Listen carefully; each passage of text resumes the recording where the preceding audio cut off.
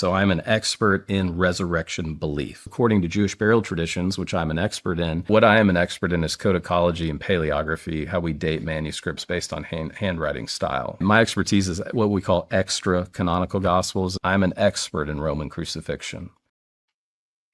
You know what we call that, Vish? You know what we call that? What would you say your biggest accomplishment is? What field? I'm one of those rare sorts of people that has say multi. I'm a polymath. I'm a polymath.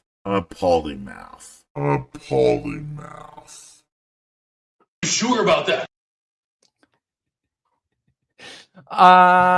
Yeah. I mean, we'll find out today a little bit, I think. And all about the barrel-tritions that he's an expert in. The barrel. Enunciation is important, people. You were I've stuck noticed on that a lot of people a little of bit. various age groups, just their tongue just doesn't want to work. And so all these words slur together and I can't understand what they're saying. Yeah. So that's fair. That's fair. So hi everyone. I'm Kip Davis. I'm a specialist in early Judaism and the Dead Sea Scrolls and a scholar of the Hebrew Bible. And it's Friday, the 10th of April, and it's 2 o'clock in the afternoon here on the Pacific Coast. Can believe it. It's a Friday once again. Every Friday, this is where we are, where we've been. Although, in 2 weeks, it's going to the Friday in 2 weeks is going to be the 24th of April, which is the day after my birthday. The day after your birthday. And I like streaming on my birthday, so we're going to do that instead. And I'm very excited because I have oh wow. Holy shit. Oh, He's snap. here. You are early, sir. Welcome. Oh. No, it's right on time. Hey, look at that. Wow. So awesome. Let me log in so I can stream this to my YouTube. I'll just keep talking. Okay. Yeah. So I am excited to announce the last couple of years I've looked at a PhD dissertation on my birthday, which is, I mean, who wouldn't want to do that? It's the funnest thing you could do on your birthday, I think. So that's what's happening again this year. And I'm very excited to announce that for the first time, I will have a special guest on. And my special guest will be the relatively recently minted Dr. Jordan Jones to come and discuss his PhD dissertation, which is, I'm super excited about it. So that'll be Thursday, April the 23rd. And yeah, honestly, the day now that Wes is done, I'm placing that call. I'm writing that text. Let's come on, man. Come on. Let's talk about it. I already have money on this. I have $1 that he's not going to finish. He doesn't need to. Yeah, he's already punched his ticket with all the apologists. Yeah, feels like it, doesn't it? So, perhaps I'm a cynic, though.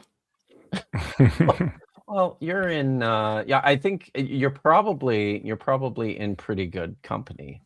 I feel like I am also perhaps a little cynical about this stuff. So, you know, it's been a while. We're still waiting. So, oh right, I almost forgot. Tad had to correct me. No, that's why I'm Tad. You're a wall of doom and insults. Forgot about that. Thank you. So, oh, by Trolls the way, in the chat come up with very important sounding titles and descriptors for me, apparently. So they do. I got a new one here too, Vish. You haven't seen this one. These people subscribe to you?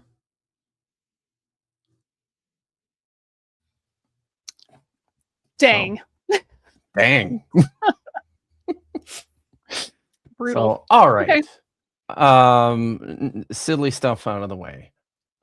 It's good to see you, Dan. Thanks so much for coming on, and thanks for being here so early. I was that's awesome. You're muted. He has muted himself. You have muted yourself. Okay, there we go. Sorry. Yeah, my schedule's been a mess recently, and there was a change to it suddenly, and I was like, oh, cool, I got some time. So, that's great. So that's I am awesome. just trying to share this link widely, so more people I see check it out. There's an Instagram broadcast there and YouTube, and are you broadcasting anywhere else, or is that right now just YouTube and Instagram? Okay. Do you do Facebook stuff? I'm on Facebook. I haven't live streamed on Facebook for a long time. In fact, the last time I live streamed on Facebook was when I was standing on Philological Hill in Athens, and was like, hey, I was one of my morning runs. I was at the top of the hill. The sun was coming up. The Acropolis was getting lit up, and I was like, you know what? I want to share this with some folks. And yeah, and Facebook was there for you. Nice. Yeah, surprisingly enough. So cool, awesome. All right. Well, we should maybe just jump right in, because I'm sure everybody's got some time constraints. So here we go. And I think we might as well. Yeah, let's. Okay. Unless, I don't know, we could. We had planned on. You know what? Yeah, let's just jump ahead to because that was a lot of faffing about. It was. It really Shroud of was. Turin. 1, 2, 3, go. Let's go. Let's talk about the Shroud. Okay. What is it? I used to be the biggest skeptic of the Shroud. So I did my PhD on the resurrection of Jesus, what they call a 93,000 word Überlieferungsgeschichte of resurrection. That's German for a history of resurrection belief in the Judeo-Christian motif. That's what I call my PhD all the time. It's when people ask, I'm like, could he sound more pompous?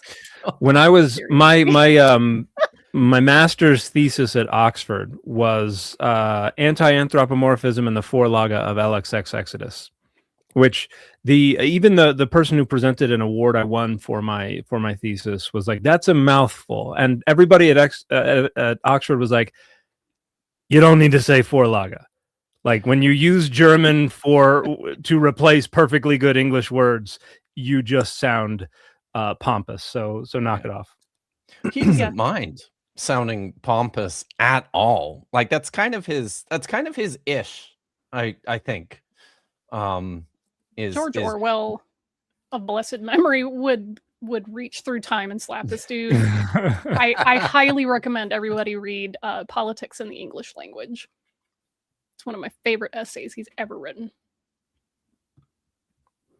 Nice. Okay. Raised belief in resurrection from the now, hang on, can we pause one more time? Hebrew. Yeah. Isn't his dissertation was on the apocalypse of Peter, wasn't it? Apocalypse of Peter. I was going to say Gospel. Yeah, it was mainly about a specific manuscript of the 9th, 10th century manuscript. Yeah, so if I got it correct. There was some discussion of the development of the resurrection tradition, but it was primarily about the apocalypse of Peter. In there. Yeah. And it's been published.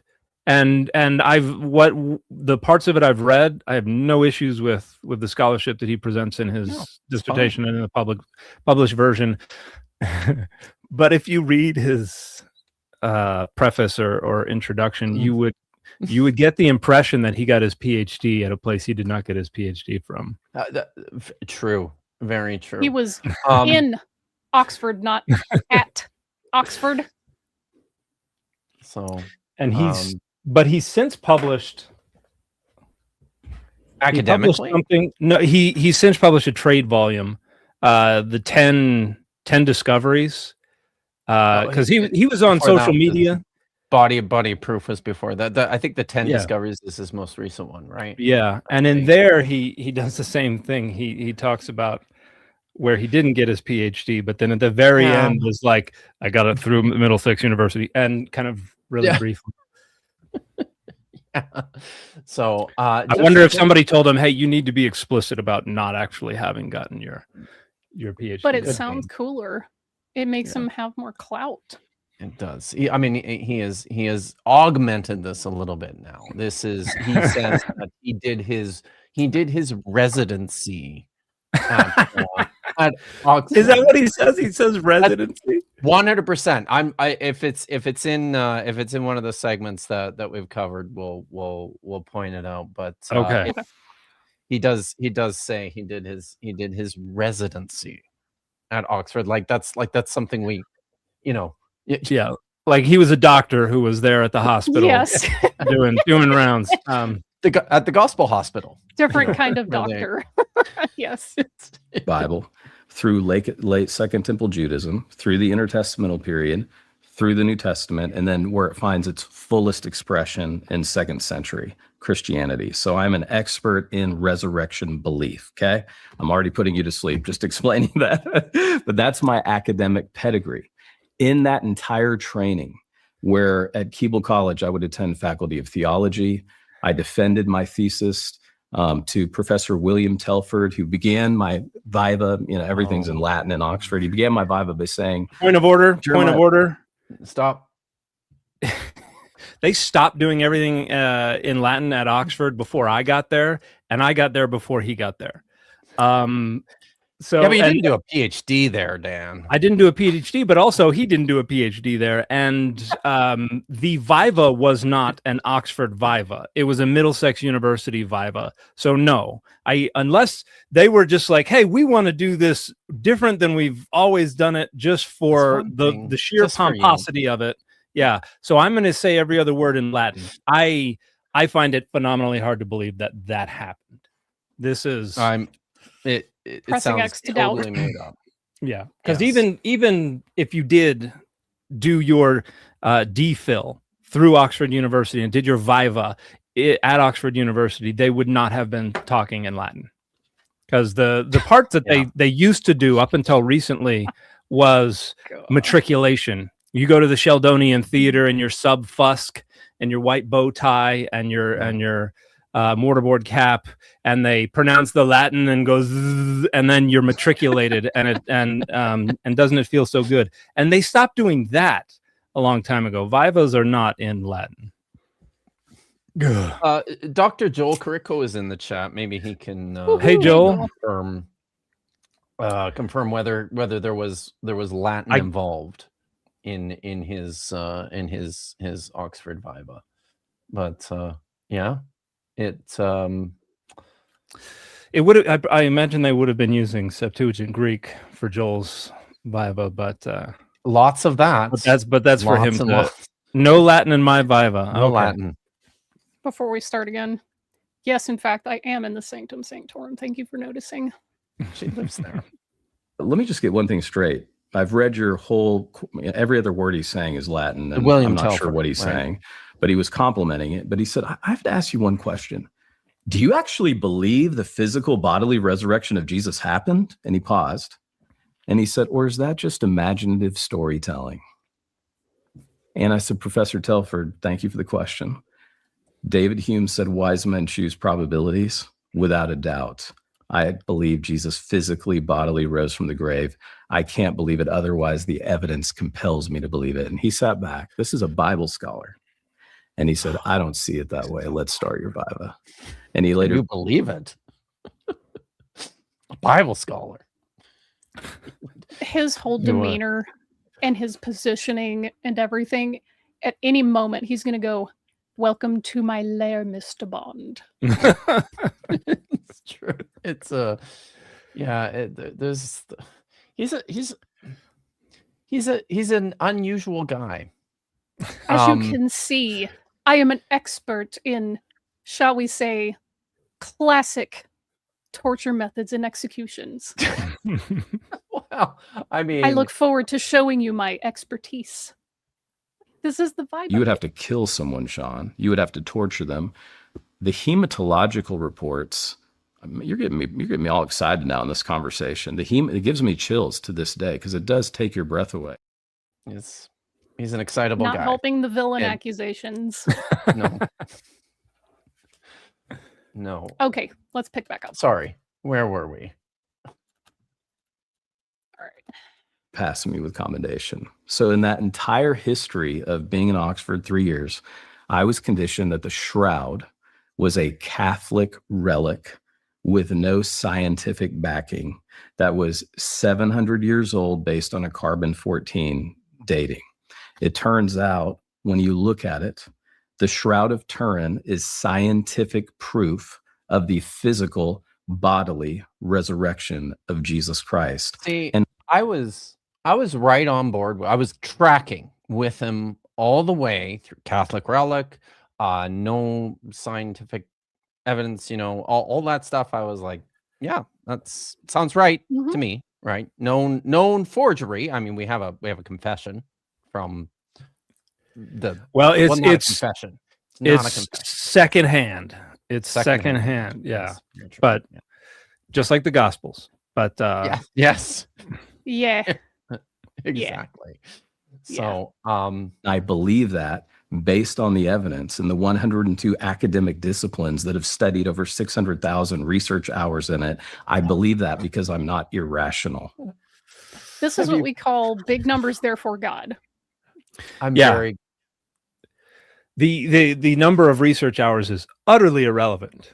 It doesn't have anything whatsoever to do with it. But and he's juicing the numbers because, and I think in his book, I don't know where it went, but I think in his book he said it was only 500,000 research hours. So I don't know if this is something's changed. But taking on legendary status, like the resurrection stories. But like most of the experts in radiocarbon dating, in hematology, in microscopy, I don't know what that field is called technically, agree that it is a medieval relic rather than the actual. Is it in here? Yes, there it is. Okay. Oh, there it is. I can spotlight you. Nice. No, and so and I would have to look for it. Give me a minute to look at it, but yeah, so while you're looking, I will say like 102 academic disciplines. I'm kind of interested in that list to see all those people who have it's only 4 people, but they have specialization in 102 different academic disciplines.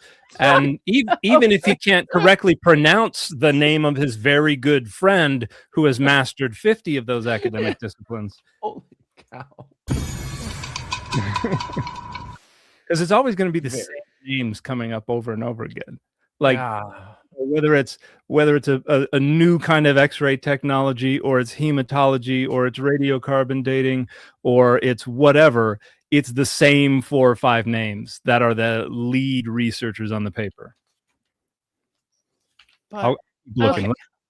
Oh, are some of those are like I'm struggling to think of 102 individual disciplines, period. But it just, I mean, we could go with special, like those special areas of focus and not broad categories. He's probably just the very, very narrow bits, right? And how many of those are theological disciplines, like experts in soteriology and Christology agree on right on the Shroud.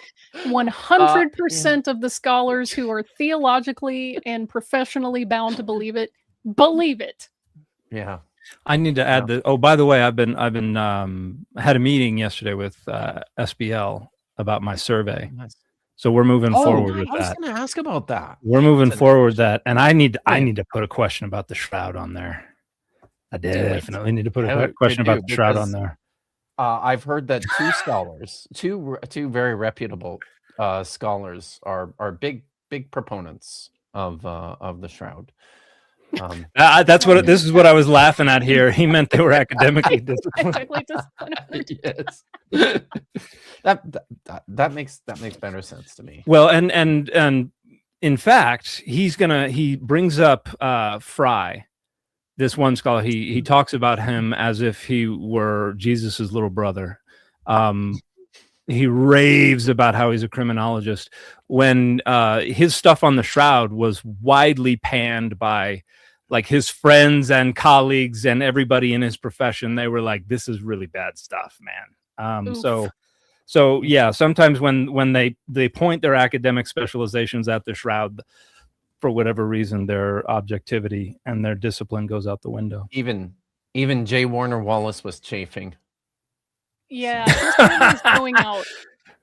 Yeah, you'll actually be able to check the data. Yes, that's will be much better. All right. Nonsense. Okay. Excellent. Hey, is the speed up? Yes. So okay, good. Joseph of Arimathea, who is a wealthy man, has a we're going to linen get into shroud some of of the fine specifics. linen. He had already purchased this for his own death planning. In fact, he said, better yet, How do we know any of that? Right. I think it's probably because, you know, they look at a bunch of works of art and things like that and say, like the Praise Codex, and they say that's the Shroud. They were exactly replicating the Shroud. And maybe if you trace back the history of art, somebody has Joseph of Arimathea being like, take my Shroud. And it must be true. Okay. Sure. we'll use my family tomb. So they wrap, a lot of this was just expediency because according to Jewish burial traditions, which I'm an expert in, you had to bury on the day of death before nightfall. This is Shabbat and this is Passover. That's sorry, the barrel traditions. I'm going to be getting me the whole barrel stream. traditions. Guy, please. It's important. You know, I get the feeling that Jeremiah has read a book or two by Jody Magnus, and has decided that he now, I mean, I haven't seen anything that he's published in Jewish burial traditions or novel work that he's done. I mean, you become an expert just through osmosis by being inside the grounds of Oxford University. So, or that too. Yeah. Man, Yeah, I is that found all it took? on page 18 of his book, serious scholars across more than 100 disciplines have spent more than 500,000 hours studying the Shroud. Now, I don't know if he's including the serious scholars who have concluded after all of that study that the Shroud is a medieval forgery. But yeah, so it went from more than 500,000 in his book to 600,000 in the interview. So in the intervening, I think the interview actually came out right around the time the book was published. So, you know, I don't know we can get 100,000 more hours that quickly, but well, Dan, as you well know, with Jesus all things are possible. so jot that down, right? Jot that down. Trixie Purple, I'm an expert in all of your because I took Kip Secret class. Yeah, I'm that good, guys. You are that good. how we can date. We can talk about how we can date the crucifixion. We know the exact date of it. We know Jesus is crucified. It's the best established fact of the ancient world on April 3rd, AD 33. Sean, that is the most asinine statement ever. But it's going to get worse because he's going to he'll say next, if we can't know. Play the part where he says, if we can't know that Jesus died by crucifixion. If we cannot believe that Jesus was crucified under Roman crucifixion based on the sources and evidence, we shouldn't believe that Caesar crossed the Rubicon in 40. That is absolutely preposterous. Yes, and I've called him out in videos before on precisely this, his claim that it's the best established fact of the ancient world. That is pure and utter nonsense. Hang on, let me. It is. There it is. Go ahead. you Oh, good. Yeah, you put it on a shirt. Nice. Yeah. That is just laughably stupid. There's no serious historian on the planet it is who would say that, because and he'll talk about, look, we have no fewer than 9 independent sources. And it's like, okay, well, we have the bodies of many figures from the ancient world. We have their texts that they wrote. We have texts written by their contemporaries and their personal historians and their soldiers. And we have coins with their faces on them where you can see them getting fatter as they get older on the coins. Like, we have kind of amazing. So much stuff for so many figures from the ancient world. The notion that these texts written decades after Jesus's death that contradict each other in a bunch of places is the best established fact of the ancient world is nonsense. Aren't even firsthand accounts. No. Even from a guy who was supposedly there. He's ripping off some other guy's account of his own meeting. Like, who needs to do that? Okay. So let's proceed. Unless you want to. Yeah, go ahead. Well, I'm interested to hear, and I'm interested to hear Dan weigh in on this, because he spends a lot more time with this kind of stuff than I do. But like, even in terms of whether or not Jesus was actually crucified during a Passover festival, I kind of feel like it. Like, how well do we know even that? Like, that feature of the story, how confident are we in that? But just I'm putting that out there. There's just an awful lot that you can apparently say on the Sean Ryan show if you say it confidently. I figured it out. Kip. Oh yeah. If Holy Glenn cow. Beck Holy was covered cow. in bronzer and was a Centauri from Babylon 5. God, yes. You did it, Vish. Way to go. Yeah. Wow. So Centauri bronzed Glenn Beck. I don't know if you caught how much of that you caught, Dan. Sorry, I did. My wife had a question. I did not catch what you were saying. Okay. Even this, because I don't know nearly as much in the area of the Gospels as you do, but you're peaking a fair bit on your mic, by the way.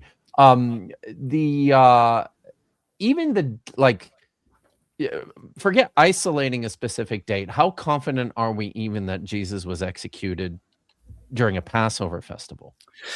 I mean, it's pretty widely accepted, but I think there is room for a little bit of doubt, because like he talks about April 3rd, but there are a lot of scholars who are like, okay, if it's April 3rd, that means you're prioritizing John's pre-Passover crucifixion account over and against the synoptics post-Passover crucifixion account, because April 3rd would have been Nisan 14 rather than 15. And and it also presupposes that they couldn't have celebrated Passover prior to the vernal equinox, which there are scholars out there who say that in the 1st century CE, we don't have any indication that would have been unacceptable. So and a lot of it relies on taking seriously Luke's statement that John the Baptist started preaching in the 15th year of Tiberius and things like that. So they whittle it down generally to somewhere between 29 and 36 CE, and then say it's got to be either 30 or 33, and whether or not it happened on a Passover. I mean, I think it makes sense, because it seems to me most likely, if we just whittle this down to what we can say most likely happened, is he probably started some kind of disturbance in the temple during Passover, and Rome wasn't having it. And so... Yeah, that is a good point. Yeah. So... Speaking of Passover, it ended last night. So... It did. It has passed over. It has passed. Yeasted things again. Woo! And I've got a donut sitting on my plate right now. Listen, yeast is pretty great. Can you just put it all on the back porch, or does it have to be gone?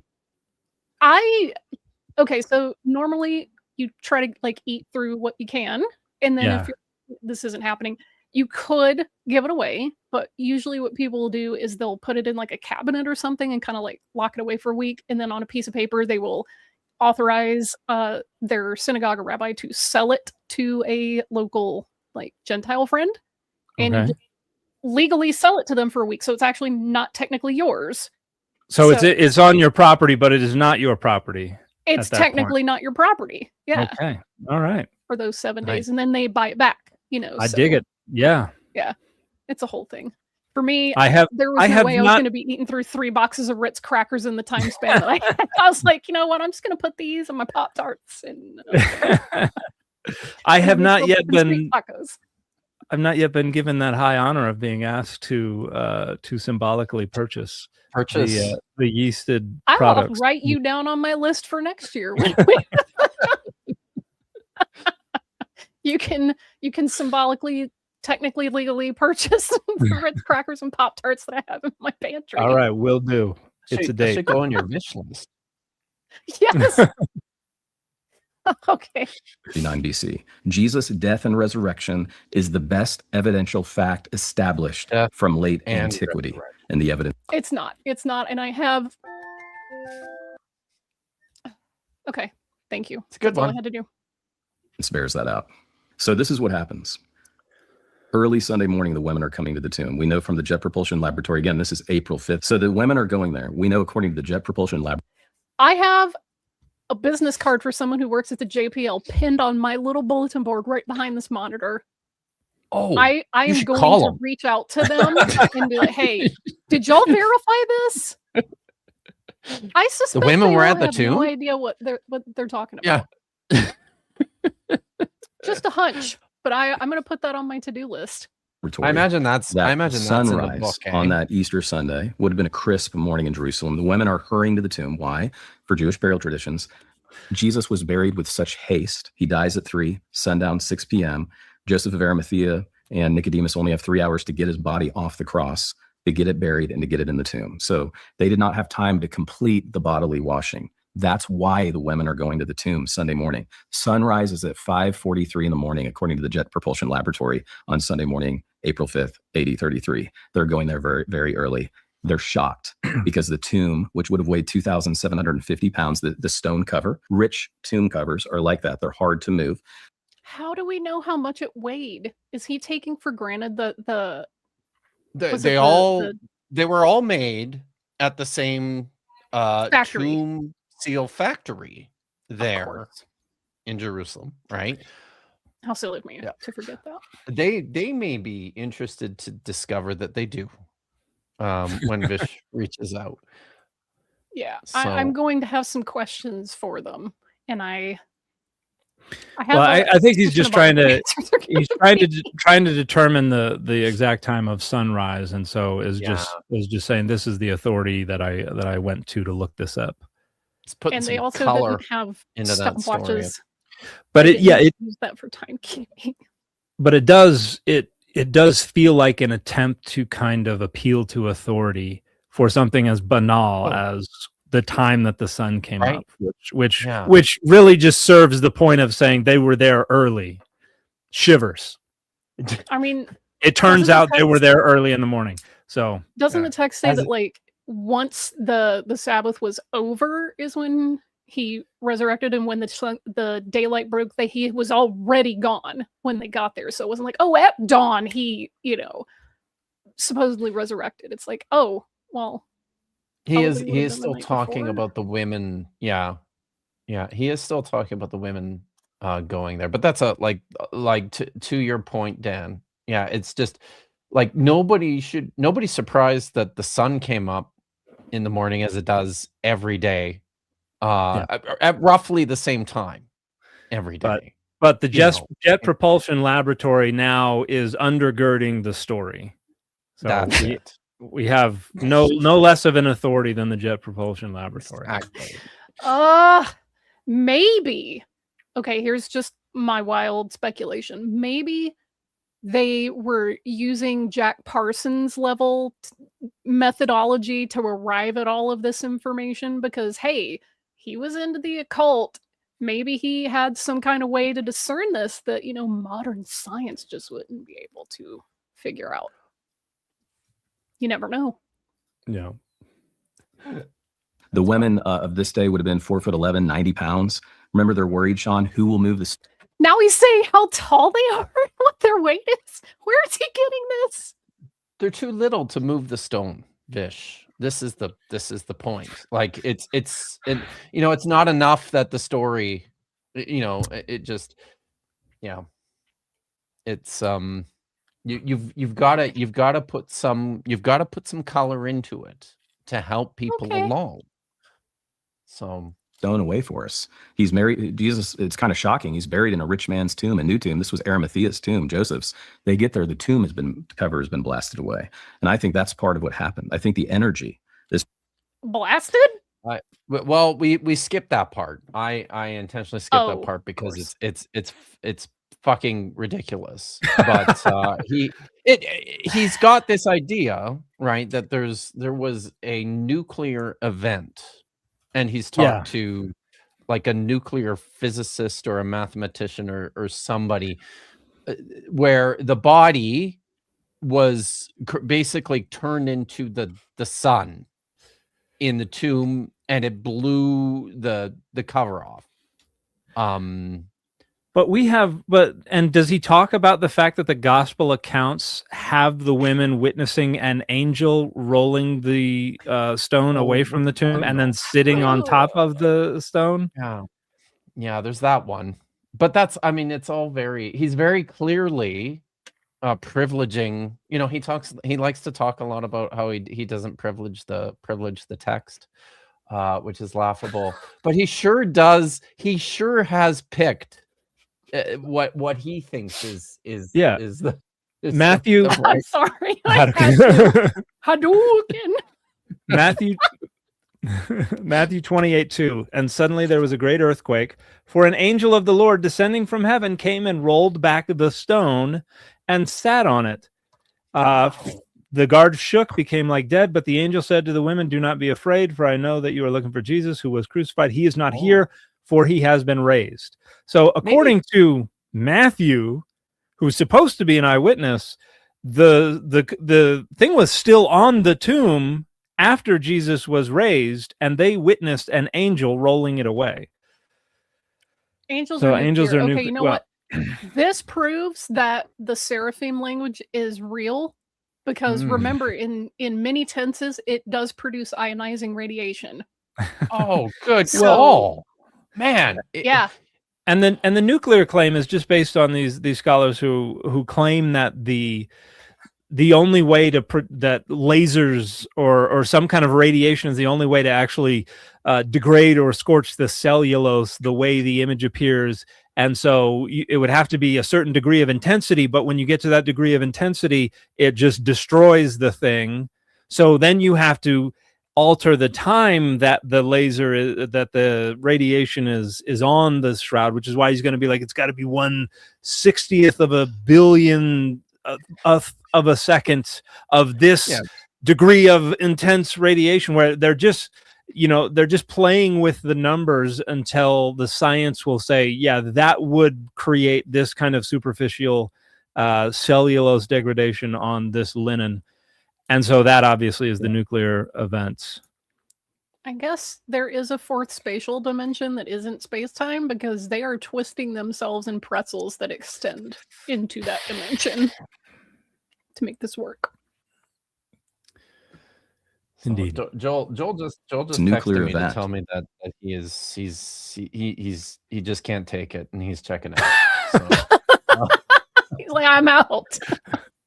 That brought Jesus's physical body back to life, just blew the tomb door wide open. And so Jesus emanates. I want to make this very clear, because I had to understand this. This is good. I'm thinking to myself, okay, I'm trying to understand. Does he raise from the dead and then, like Lazarus, have to take off his grave clothes? Like what? No, his body literally emanates through the shroud. So the shroud, we've actually created this in AI. The shroud would have just kind of. Oh, you used AI. That's my favorite Must part. be real. They created it in AI. That's I think that's part of the 102 disciplines personally. Was the when someone AI says, I asked AI, recreation. man, shut up. Oh boy. Collapsed. He would have looked down and seen the shroud, walked right out of the tomb, and he starts with all what we call the So, appearance tradition. This is in the eyewitness. In John, it says that Why are it's you looking folded up, for him? isn't it? Did he fold up the face, the face one. okay. which Got I it. think he argues the Sudarion is that face cloth, because there's a chapter in his book, the Sudarium of Oviedo. So I think he thinks that is the cloth. And if I recall, in John the word is Sudarion. But that's a difference between the different the different gospel accounts too, right? Like in Mark, it is a single linen sheet, and in John, it's strips of linen, right? I'm fairly sure. I don't know if it describes the sheet. Let me take a look. It's a sindone in that's what it is. Mark, right? And in John, Did Jesus have atomic breath like Godzilla? Yeah. Good. I've been watching a lot of Monarch season 2 this week, so. Okay, yeah, it says verse 7 says the with the 20, right? Othonion, yes, 20 verse 7. The Othonion, which would be the linen cloth. Yeah. Or is it but it's plural. It's plural. Yeah. Let me just verify that. So, Cheetah X in the chat writes, wait, I have it now. The nuclear blast also made the linen date to around 1300. It all makes sense. God damn, that'd be so much easier for them. Right. Oh, I have to say, I saw maybe you're familiar with this. I'm not. I don't spend a lot of time with this Shroudy bullshit, but I found a guy last week. This got me down a bit of a rabbit hole, but I found a guy last week who's done a Shroud recreation with glass panes and paint, which is and just leaving the linen out in the sun under glass that he's painted on, and recreated some pretty compelling images. Just doing this. So cool. It's very, very cool. Very cool. Appearance tradition. So we have empty tomb tradition for Easter, and we have appearance tradition. We have two lines of witness of the physical bodily resurrection of Jesus. Of course, he appears to the women first. And Sean, this is what I write about in my book. I think if you and I think one of the things he's doing here, it sort of seems to me, is he is maximize. This is one of the ways, right, to maximize your independent sources by now dividing between appearance traditions and what did he say? Appearance traditions, and what was the other one? Empty tomb. Empty tomb traditions. Like these are separate things. Yeah. That's why I saved this. Wanted to invent a religion. If we wanted to write the resurrection story, the Gospels, we never would have written it the way it's written, because everything about it is humiliating and embarrassing. Maybe if you're a misogynist. Ridiculous. I wonder if he's laughing like that because he knows how stupid that line of reasoning is. Like, no one would ever take a woman seriously. But this is it's exhausting. It is. Want me to keep going?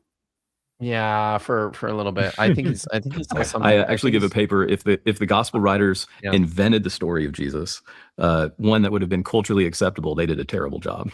So Jesus appears to women, because remember, Jesus will rehumanize people. This is the beauty of the gospel. Everybody watching that right now, whatever you're going through, Jesus will rehumanize you. The scriptures say that we've been ransomed.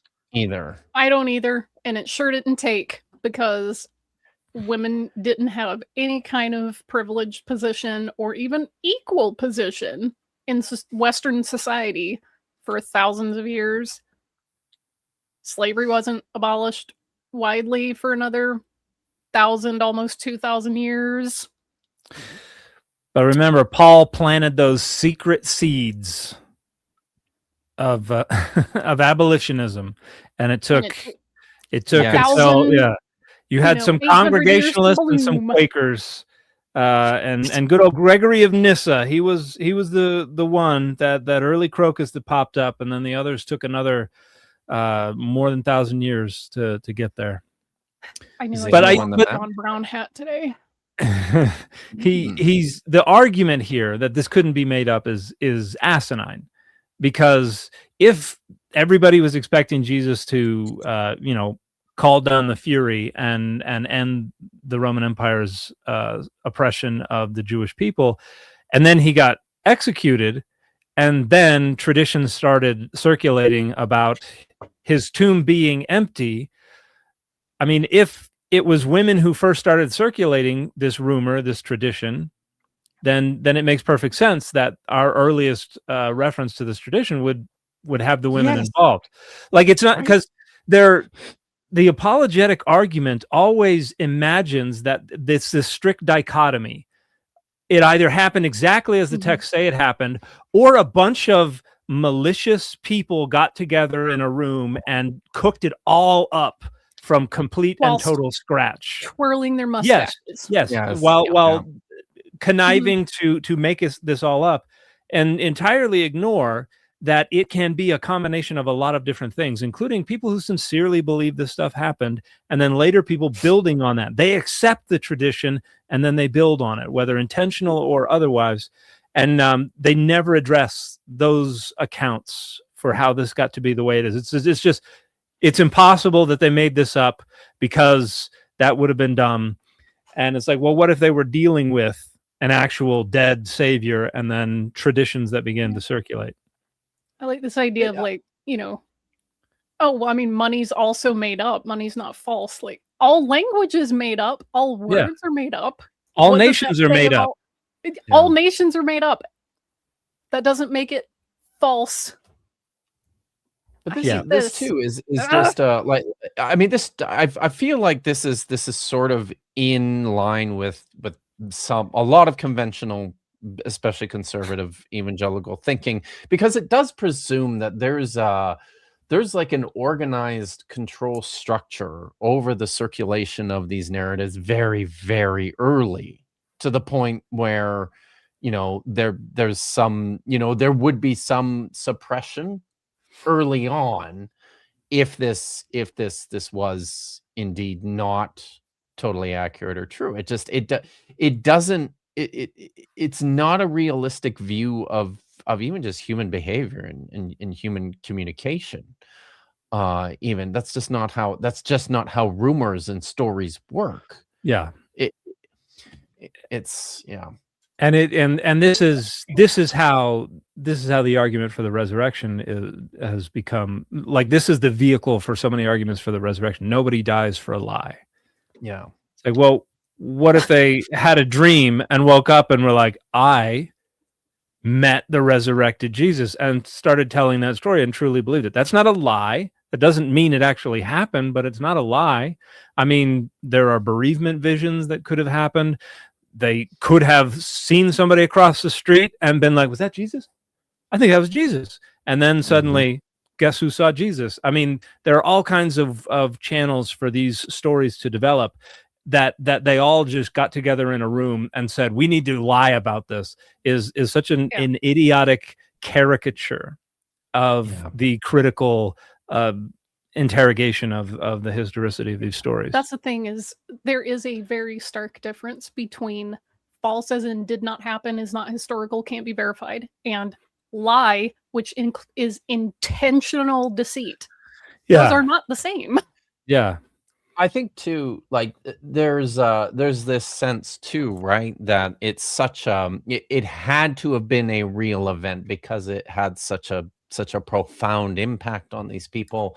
But like, I had a dream when I was like 10 or 11 years old that I remember to this day, because of how vivid and scary it was. It might be the only thing I remember from being 10 or 11 years old. It was that impactful. And that was a dream. Like, I think sometimes those things that happen inside of our brains can create stronger impacts than stuff that Can I play the that clip, happens in real life. Kip? Yeah.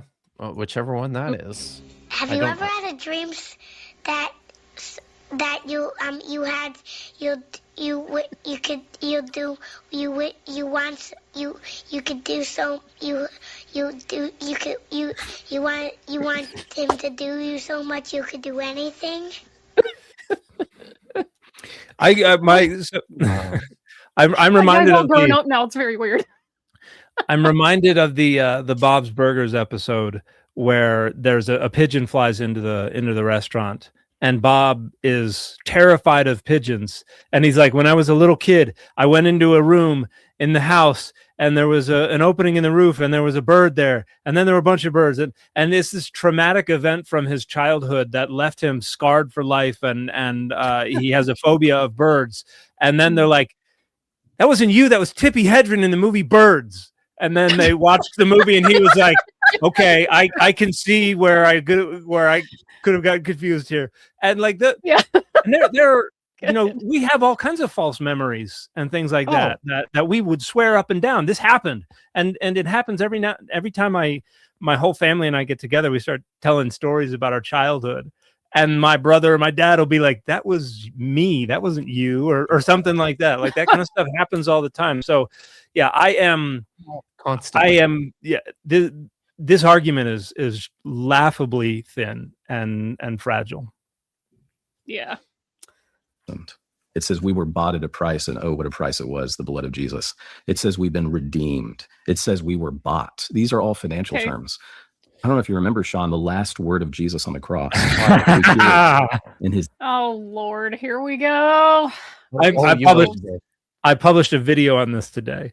Oh, did you? Aramaic tongue. Wait, go back. Aramaic? We got to get the whole claim. I got to hear the whole claim. Okay.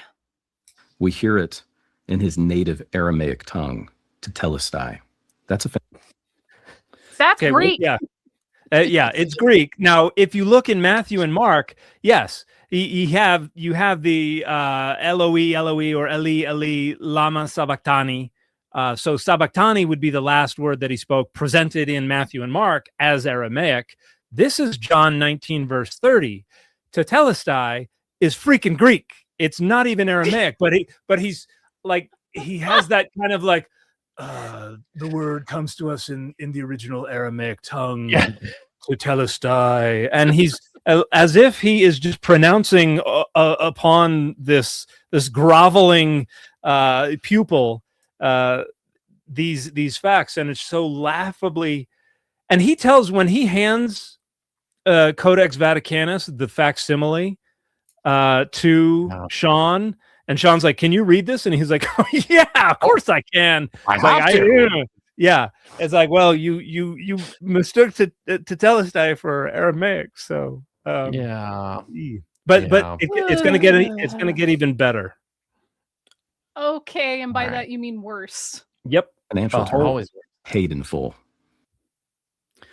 We are. I might have skipped it. Oh God, no. That you got there. He basically says, and it's a financial term. It means paid and full, and that means that Jesus, and it goes off on how with Jesus's blood we are all redeemed and everything like that. This is like a century-old bit of apologetic misinformation, and Josh Howerton has spread this misinformation far and wide as well.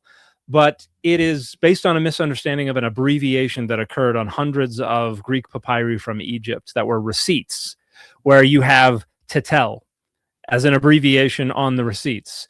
And because tetelestai, and this is a perfect tense verb, teleo is the verbal root. It can mean to pay, to fulfill an obligation, to complete something, to finish, to pay. They were like, oh, it must be the perfect tense. It must be tetelestai, and it's not, because some of those receipts don't abbreviate the word, and it's tetelonite, which means taxes paid.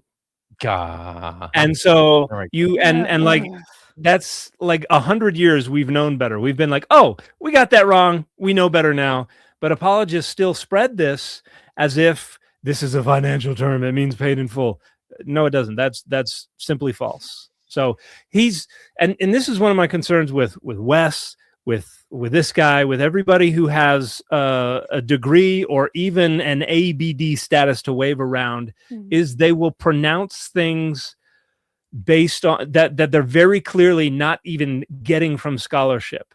They are just getting exposed to apologetic claims on the internet or in ridiculous books, and they're just being like, makes sense to me, and I'm an expert, and I just have this intuition about when things are right or wrong, and so they share it, having never even bothered to verify it, and it's just laughably untrue. Yep. All right, let's hear him talk about torture. This so influenced by medieval Christian art, unfortunately. The effeminate Jesus, the meek Jesus, the weak Jesus, the Jesus. Yeah, we all know Jesus was absolutely yoked. I'm pretty sure he even says he was a man's man. Yeah, he was a huge asshole. Okay, sure. Yeah. No beard. He's not a Jew. He took the creatine every day. He was slamming protein. Yeah. He could bench like 400 pounds. Looks Maxon. Jesus. We don't realize how influenced we are by medieval Christian art. Totally mocked death. This guy just said waxing. This guy just said we don't even realize how influenced we are by medieval Christian art. While he's holding this. Said with no self-awareness whatsoever. Yes. You know that Pantera cover? Where the guy's just getting his face punched. Oh. Vulgar display of power. That's what it feels like when they say things like this. It's just like... Jesus was a man's man. He traveled over 20,000 miles in his ministry, probably weighed 180 pounds. How do you know 20,000 miles? Do you have his step counter? But that's even like... Like, so east to west, the region is less than 100 miles across. Yeah. North to south, it's what, like 250, maybe. I'm guessing here, but like it just. Was he walking in a grid pattern? Like, well, I don't drive 20,000 miles in a single year, which is what the synoptics present his ministry as lasting. And the evangelical triangle, the three main cities between which he spent like 90% of his ministry, are all within a handful of miles of each other. Like 20,000 miles, where did that number come from? No doubt the Jet Propulsion Laboratory. Right. I'm compiling a mental list here. It's like, do you know what time the sun came up? How many miles did Jesus walk? What specific Western Gregorian calendar date was it? Like, I'm just going to send them all of these questions and wait. It's very good. By the way, also, if you want to... Yes, thank you. The circumference of the Earth is approximately 4,000 miles. So he just walked around the Earth. Yeah, this is an interesting book, The Crown of Thorns, Humble Gods and Humiliated Kings, which is mostly it is about the Crown of Thorns in Christian artistic tradition. So I would recommend this book if you want a good discussion of that, because there is a lot of interesting stuff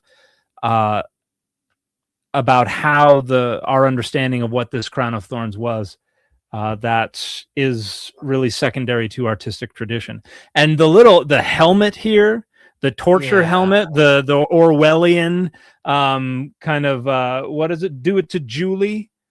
That was the love interest name in 1984, right? Was it Julie? Sure. I forget who it was. I forget who it was. But yeah, that helmet there would have nothing to do with what a bunch of first century Roman soldiers were trying to put together. Like, I think I'm dumb. I have it on my shelf. I think because I looked at it is Julia. Like it's Julia. Julia. Oh, I got it. Do it to Julia. That's what they needed him to say with the little face-eating rat mask. Yeah, with the Ugh. Pounds, physically fit man, 5'10" to 6. Wait, I know. He walked across the Atlantic to the New World. That accounts for it. Wait a minute. Did he just say Jesus was a physically fit man between 5'10" and 6 foot? Yes. Let me rewind this. Well, I get. Okay, here we go. We don't realize how influenced we are by medieval Christian art. Jesus was a man's man. He traveled over 20,000 miles in his ministry. He probably weighed 180 pounds, physically fit man, 5'10" to 6 feet. In medieval Christian art, I don't know if you've seen this. Hung like a horse. Just the sweatiest hog under that loincloth just keeps me up at night. Chiseled jawline, ripped abs. He had a 12-pack, one for every disciple. Before, but we see this crown of thorns and it's like a wreath. It's like a sweatband, something you'd wear working out, and we think, oh, that's cute. No, there's a reason for that. Right. I mean, there's a relatively good reason for that, because like the word in the Gospels, and I checked, and in every single Gospel, it's Stephanos, which is like the crown, the aureole, the wreath, right? Well, yeah, the little diadem thing, that you get if you are victorious in battle or at the Olympics or something like that. It's supposed to be mocking his royalty. Yes. There is and this is where I think he's playing fast and loose, or he just doesn't understand how to read his Cambridge. Well, let's be honest, he's not using the Cambridge lexicon. He doesn't know how to read his outdated version of BDB, not even the updated one. But I expect he's probably thinking of stuff. Is it Stephane? That's helmet. Yeah, Stephane is helmet. Stephanos, which is the word that appears in the Gospels, is like wreath. Yeah. In circles, garland or leaves worn on festive or religious occasions. Garland of gold, diadem of gold, crown. It's not the fucking helmet from the Briar Path. It's like so here's a paragraph out of this book. If the Roman soldiers who mocked Jesus knew anything about him and the apparent purpose of a Messiah figure, they would have undoubtedly connected Jesus's messiahship to the deeds performed by generals who received the corona graminea.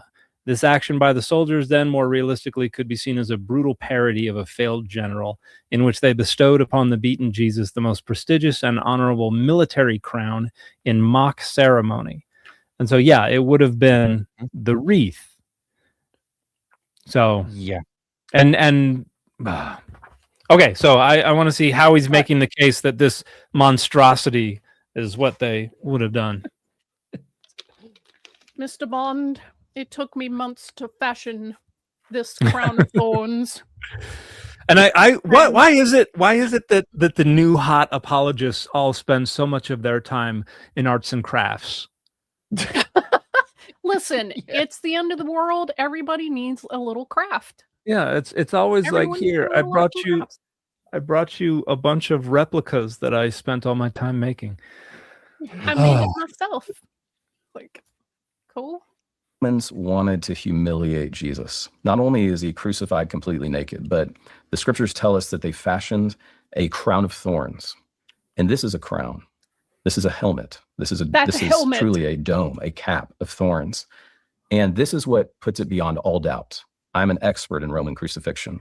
We have one exemplar of all the crucifixion examples that we have from antiquity. We have only one exemplar of someone that was crucified with a crown of thorns, and that's Jesus. How many people have you crucified, Jeremiah? But importantly, right, the one exemplar we have of a crucified victim wearing a crown of thorns is from a secondhand story. Yeah, like there's no, the data on this is sparse. Yeah, like there's the impression through a lot of the confidence and the rhetoric in a presentation like this that he's speaking about. If you don't know any better, it sounds like we have like cadavers to examine. Well, that's the thing. If the Shroud of Turin is real, then you have the body to examine, and I imagine that's what a lot of this is based on. I think that they're counting the blood that is not blood that is trickling through somebody's hair. It's blood that's been dropped on a shroud. But he was crucified naked. I don't know. What's that? I was good. Yeah, I guess you expect that to be really smeary, wouldn't you? If it's all Yeah. matted Oh, and there have smeared been and, like, there have been studies that have shown this is not blood that was on somebody's body that was then transferred to a shroud that was laid on the body. That's been demonstrated a variety of different ways. Wow. Jesus of Nazareth. These are 3-inch Bethlehem thorns, Sean. They're Can you talk about that? Is there such a thing as Bethlehem thorns? Yeah. Like, didn't Simone bring this up last week? Simone raised the question last week when we looked at the clip. But I asked her about that today too in the Discord. What did she say? Yep. because this sounds to me like a name that we use now based on our association of some with kind of plant with this. Yeah. Right. Like this reminds me of a guy who was like, dude, what kind of wood was the ark made out of? Gopher wood. There's only one place in all there's only one place in all the world that has gopher wood naturally growing. It's in Florida. It's like, well, that's because they named it after the gopher wood from the Bible in the 1800s. You clown. And this guy was actually trying to argue that the Garden of Eden was straddled the border between Florida and Georgia. The That's new. The Chattahoochee River was one of the four or rivers way coming down out of yonder on the Chattahoochee. Yeah, I had no idea.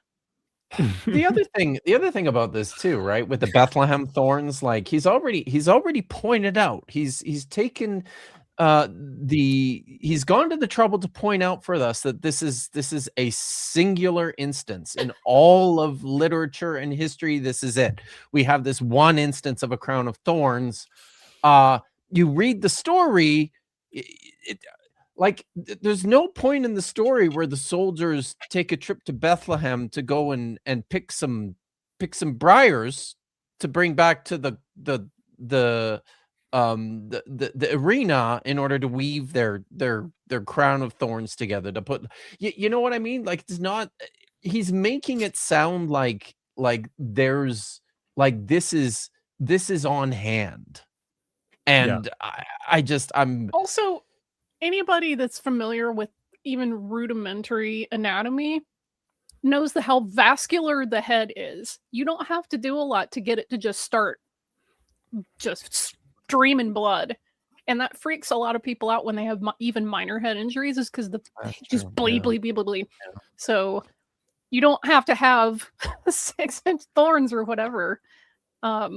I did want to spotlight this. Thomas Waffle House. Scattered, smothered, covered, chunk cap. I had some on Instagram. Somebody commented, "Does that guy run a bar?" But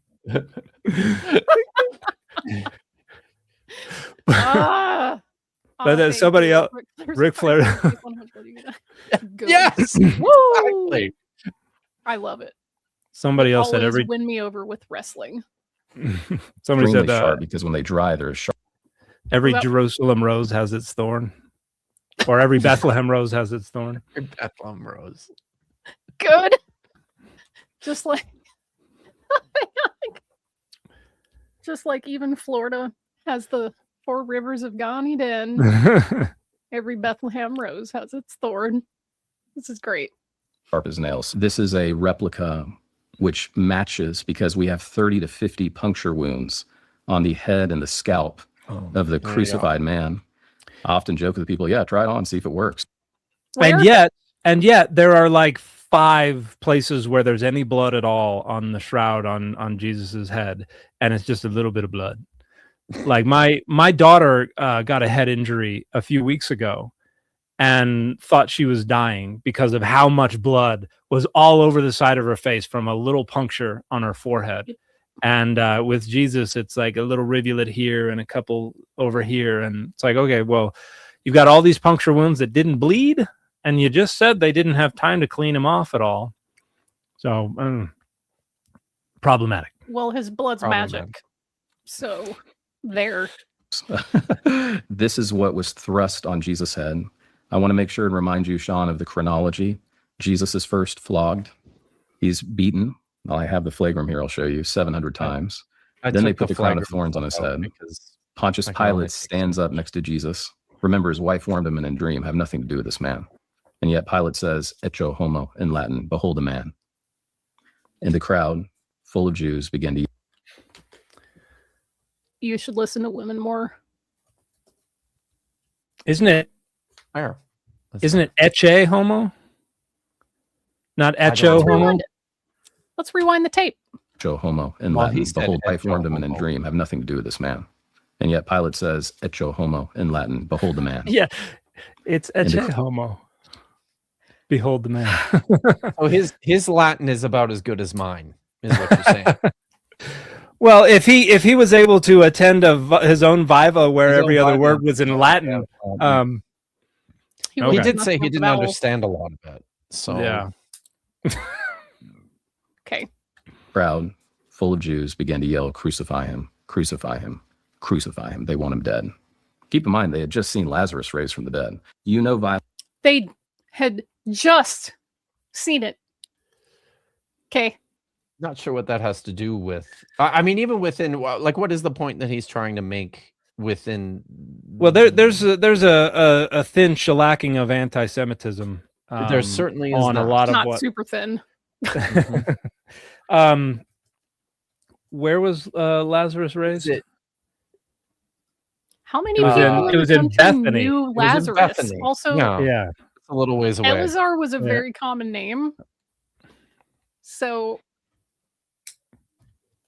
but then again, haven't we, Kip, established that, you know, people coming back from the dead was like a one Very in a common. million chance? So there were hundreds one of in- people that that's had been true, raised one from the in a dead, and million. you could just Yeah. throw people in a prophet's grave and they forgot would about that. come back to life. So this wasn't, you know, a shocking thing. Not that big a deal, honestly.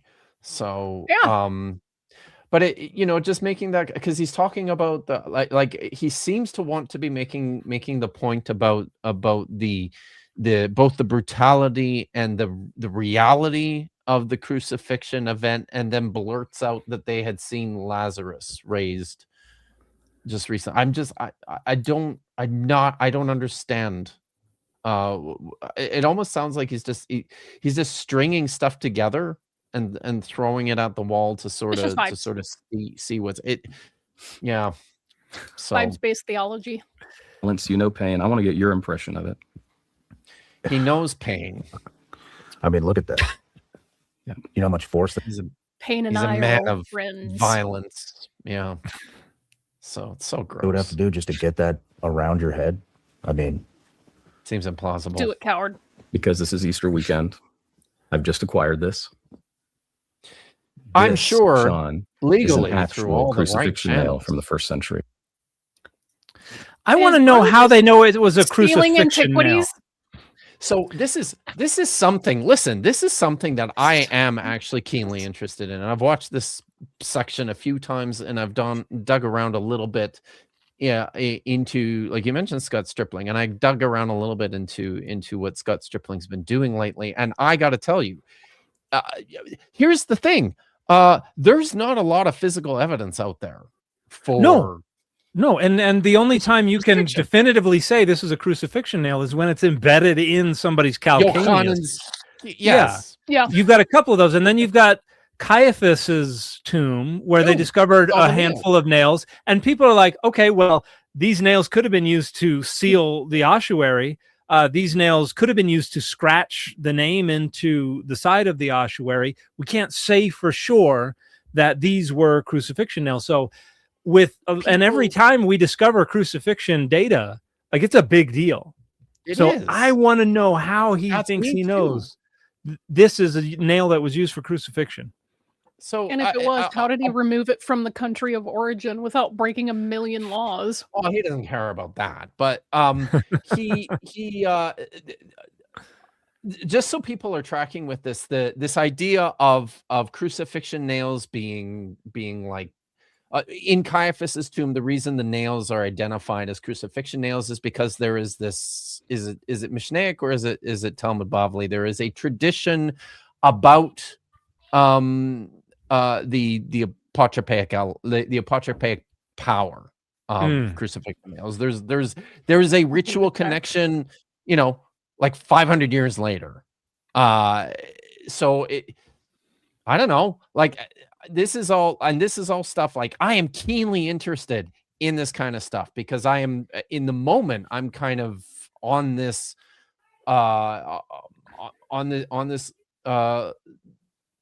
examination. I'm looking for the information that we have about connecting, you know, crucifixion to Judea and what it actually looked like and how you know, prevalent and standardized all of it was. And as far as I can tell, the sources we have for this are actually pretty sparse.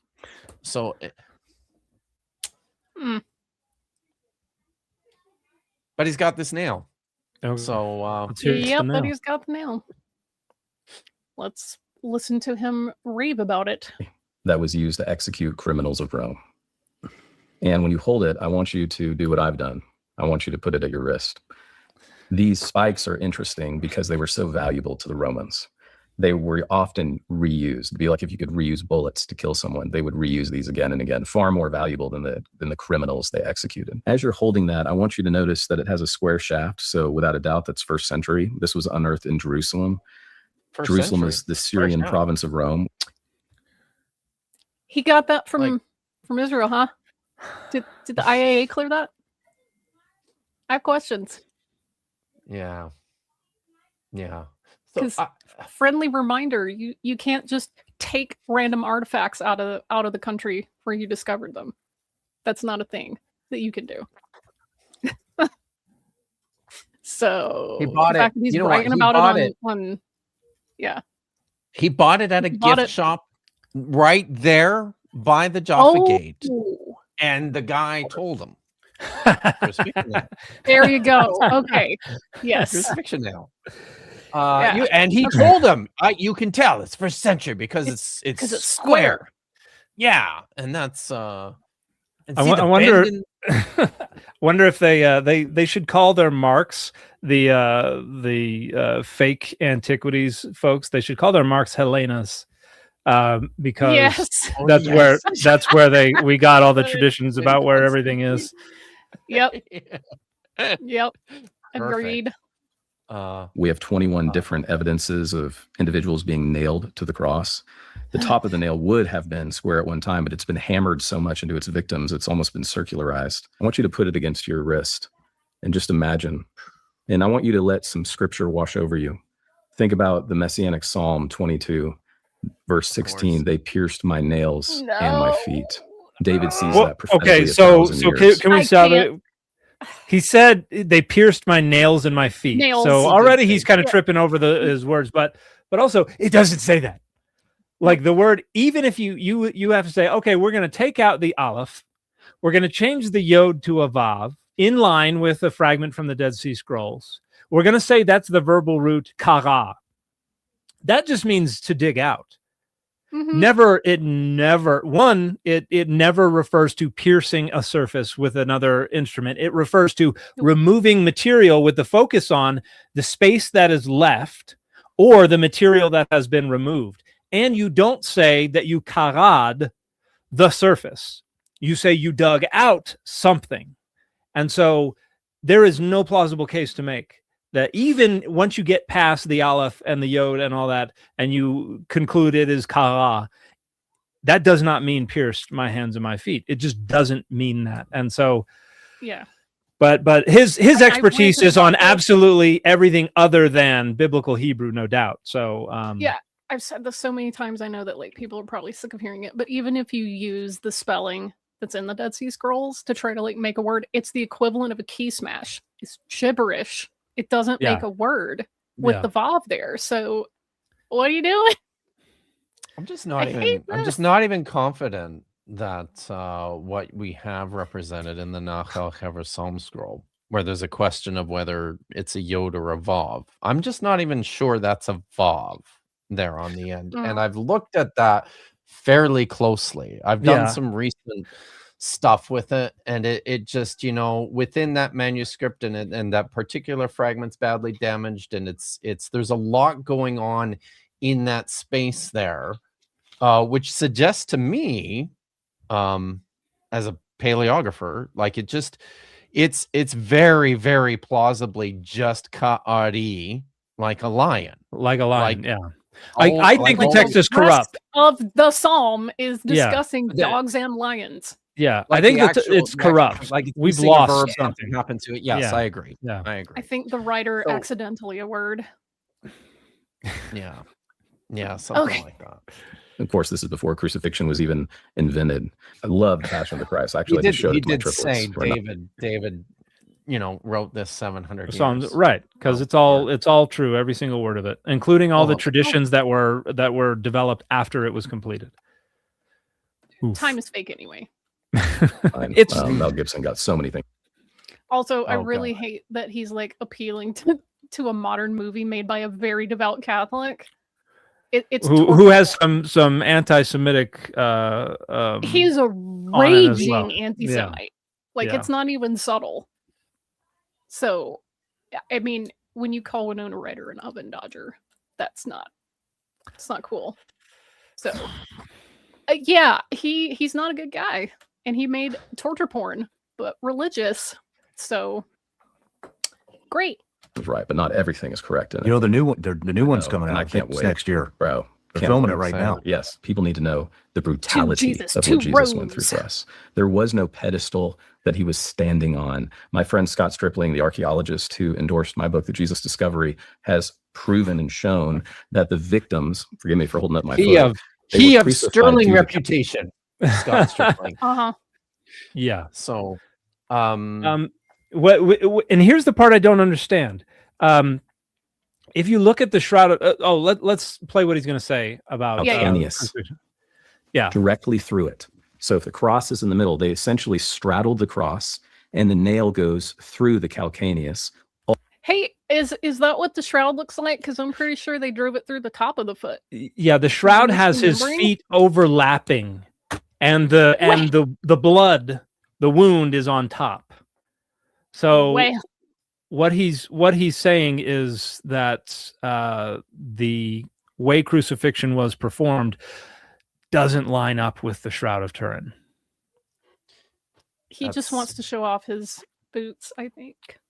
All the way through and pins him. You guys remember to there the was cross. that How do we years ago? There was that website, or it was like an Instagram account or something about preachers with sneakers. The where somebody was tracking mega pastors' footwear. I don't remember that. I do remember this. It's weird that I remember this out of all of us, but that's what this reminds me of. It totally does. Know this? Yeah. We have in the Israel Antiquities Museum, we actually have the heel bone of poor old Yehohanan, Jonathan, who was crucified under the reign of Pontius Pilate. I'm sorry, Stumbles over it 3 times and still gets it wrong. Man, is he from the South natively? Because the only people I know that just add syllables to words that don't need them are us Southerners. Because Yehohanan is that's a new one on me, I gotta say. They had to get him buried before nightfall, Sean. They couldn't get the nail out of the calcaneus, out of the heel bone. And so finally they just said, forget it. It's nightfall. Just bury the nail with the heel bone and throw it in the ground and throw it in the tomb. And so when Jesus dies, yes, he dies by asphyxiation, but based on the hematological reports, he also died of a massive heart failure. The hematological, which is interesting to think about. These the are blood loss, heart failure. The coroner's report. This is from the blood. It was a preliminary one. It wasn't the finalized one, and this was just an interim coroner, so it's can't be taken as seriously. Okay, that's why he's talking about hematology, which is again data that we definitely have, right? It definitely. Oh, is. okay. Into your hands I commit my spirit. No one takes my life from me. I give it willingly. But people need to understand the brutality of it, and this shows that. So the provenance of the shroud is fast. Do you want to just looking at the time here? Do we want to maybe jump ahead to 2626? Oh yeah, that's where I was going. Just talking about the Isaiah scroll. Oh, here we go. Yeah, this is gonna be good. Oh, do we have? I'm sorry. I just want to hear him say the name of the scholar that's such a good friend of his. Tristan. Do you have that on the? That's at 32. So that's further down the road. So it's still coming. Okay, so we'll get there. We'll go there after hopefully soon. This is actually not that. It's fairly short, but yeah. The great Isaiah scroll is right next to you right now. This is a facsimile because the Israelis have not allowed anyone to see it since 1968, by the way, the actual. Well, it is on display right now at the Shrine of the Book. Of course, don't go to the Shrine of the Book right now, but don't do it. Yeah. But also before this, he says like you could only see this in the Vatican. You could only see this in the National Library in Paris. And it's like, okay, they had replicas on display like 15 years ago at the Vatican and the National Library in Paris. You've been able to access the entire thing online for years and years and years. And and like you can get replicas. It costs a lot. What he's talking about are he's talking about these specific replicas from antique artifacts. Okay. You'll find this funny. Is a company that was co-founded by Weston Fields of the Dead Sea Scrolls Foundation. He passed away a couple of years ago, but he has some questionable associations. But that's I remember this, right? When the Museum of the Bible purchased their replicas of 1QS, 1Q Isaiah A, and 1Q Pesher Habakkuk, is the set that you can get for just the bargain basement price of like $50,000. 50,000. Okay, because when he brings up the Codex Vaticanus artifact or replica like that, you can go online and those are for like 3,000 to 7,000 euro. You can buy one of the 450. Okay, yeah. So he makes an awful big deal out of that one. But all of this is just a lot of this is just him talking about the quality of these replicas that antiques artifact. Like, okay, yay, goody. Yeah. It's like okay. Thing until just recently, like within the last few days. So anyone who's been to Israel to the Shrine of the Book, and my good friend Aldolfo Reutman used to be the curator of the Shrine of the Book, so I know this because I've been there and knew the curator. The facsimile, what you see in the Shrine. He's just like he does so much of this name dropping. Like that's all this is. It's just and I don't know. Everybody's his friend, so I have no idea. I mean, this is no different from me coming on here and talking about my friend Adolfo Reutman.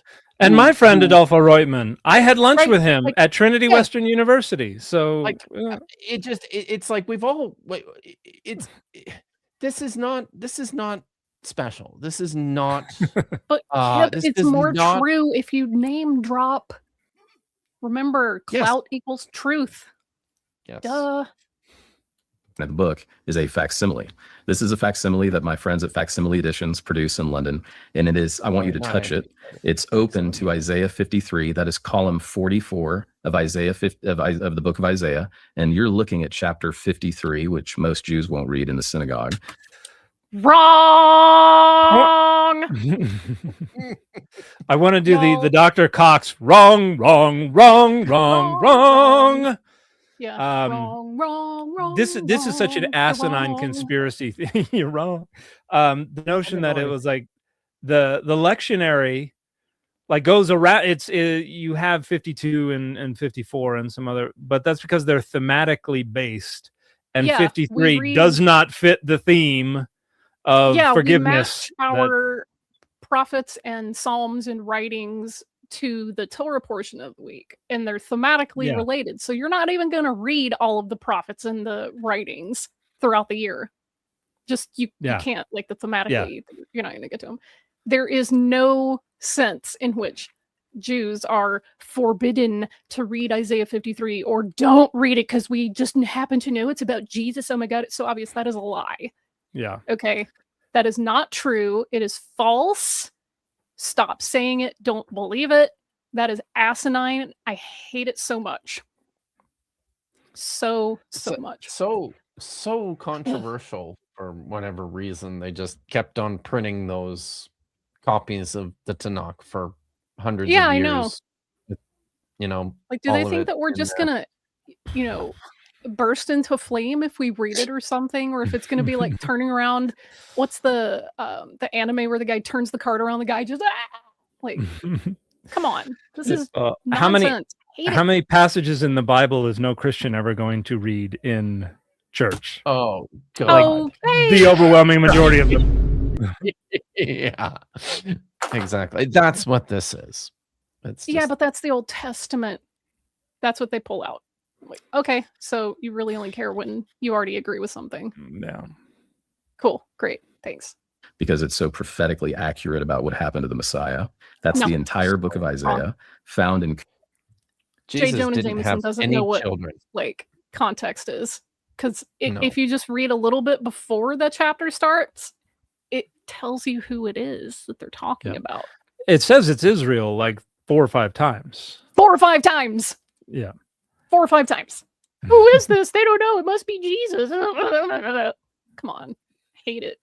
Qumran Cave 4. And this facsimile, from what I know, what we have here... No. Not Qumran Cave 4. Qumran Cave 1. 1Q Isaiah A. 1Q Isaiah A. Yeah. He said Qumran Cave 4. That's the one part of that. Just... And that's, I don't know. I mean, that can only be seen in the Vatican right now. It could be a slip, right? It could be a slip. It could be, but also, like, people who don't know, the number that comes first is usually the cave they found it in. So if you say 1Q, blah, blah, blah, blah, that's the first cave. Come on.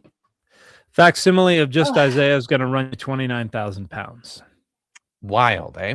Yeah. So that's what, 32, 33 US or something? Surely the dollar's doing crappier than that.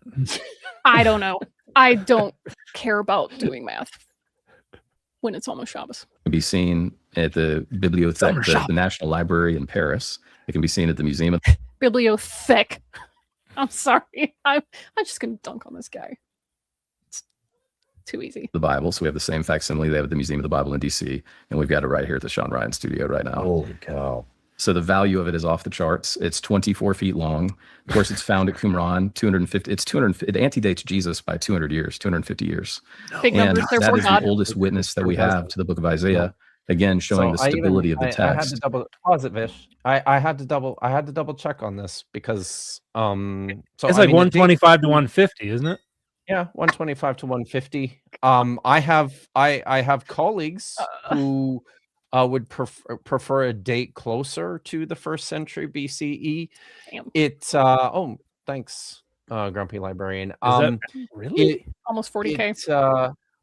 I went and looked at the new carbon dates just to make sure that that there were no samples taken of 1Q Isaiah A, and there weren't. So that's it. Like, it's 125, I would say, probably at best 125 BCE.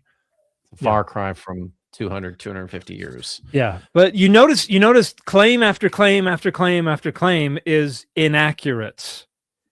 Even where it's something that's supposed to overlap with his specialization, but even where it doesn't, he's still deciding to bring up claims that he doesn't understand. He's bringing in a replica that cost him or his organization tens of thousands of dollars, and he can't even get the dating right or the cave that it was found in. Like, this is so sloppy. It's so superficial. It's so performative. It is such an embarrassment as someone with a PhD from the UK that this is how we're being misrepresented on such an enormous platform. What do you call a man who performs like a confidence trick? Let me know. It'll come to you eventually. Okay. The next book that we have of Isaiah is 1,000 years later, and it's essentially word for word correspondence. Later. All right, can't do it. All right, we got to do it. Sorry. Say the Are line. we doing? Okay. Word for word. Word for word. Word for word. Wow. Wow. Wow. It's too bad we couldn't see Dan when we did that.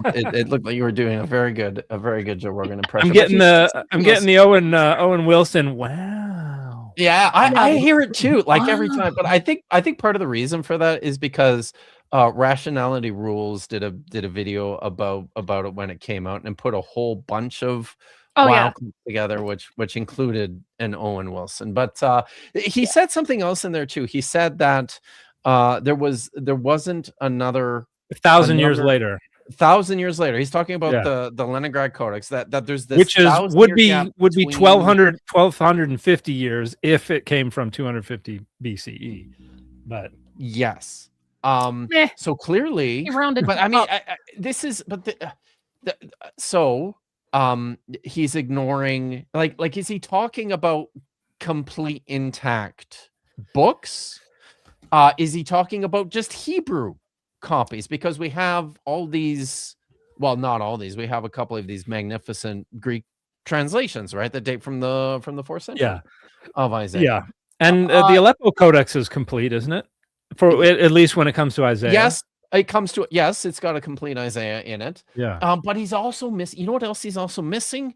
Very importantly, there's another 21 copies of Isaiah at Qumran, which are more faithful to the Masoretic text as well. Like 1Q Isaiah B, significantly more faithful. That's the really important one, right? And they're like, look at this manuscript. It's like, this is the sloppiest of all the manuscripts. Yes. Because even though all of those other copies of Isaiah at Qumran are fragmentary, and I am convinced that almost all of them are not, like, we're never our complete copy of Isaiah, right? Like there's a lot there, but it's we at least 1Q Isaiah B it's still fragmentary, but we're confident that this was a completely intact copy of Isaiah 1 to 66. Like it was all there. That's there. It's like you said, and I think you hit the nail on the head. You summed that up very well. It's sloppy. It's performative.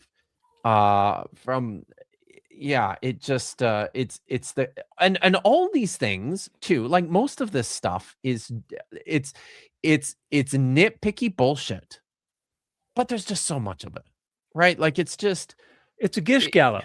It's throwing everything against the wall. And what is the Brandolini's law?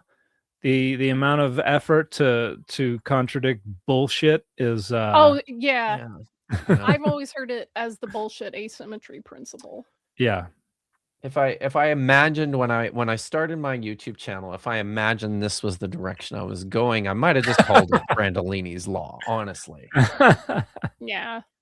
This is so nonsensical. I hate this. And this also shows how long books lasted. So this was at Qumran for 250 years before Jesus. So these apostate Bible scholars who act like the New Testament would have just evaporated. One said, "Oh, within 20 years we would have lost the autograph." Where the hell did that come from? His ass says that. Who? Did you catch that?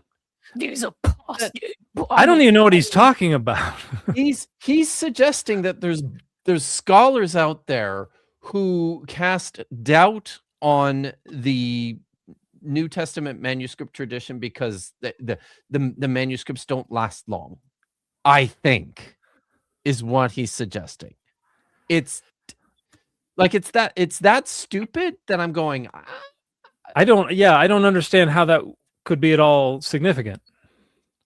This is painful. It's not. And for the record, Milan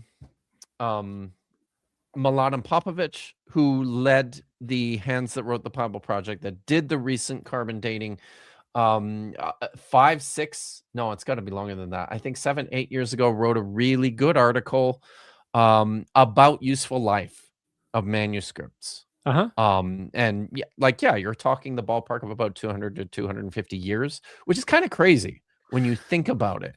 I thought it would have been be in circulation.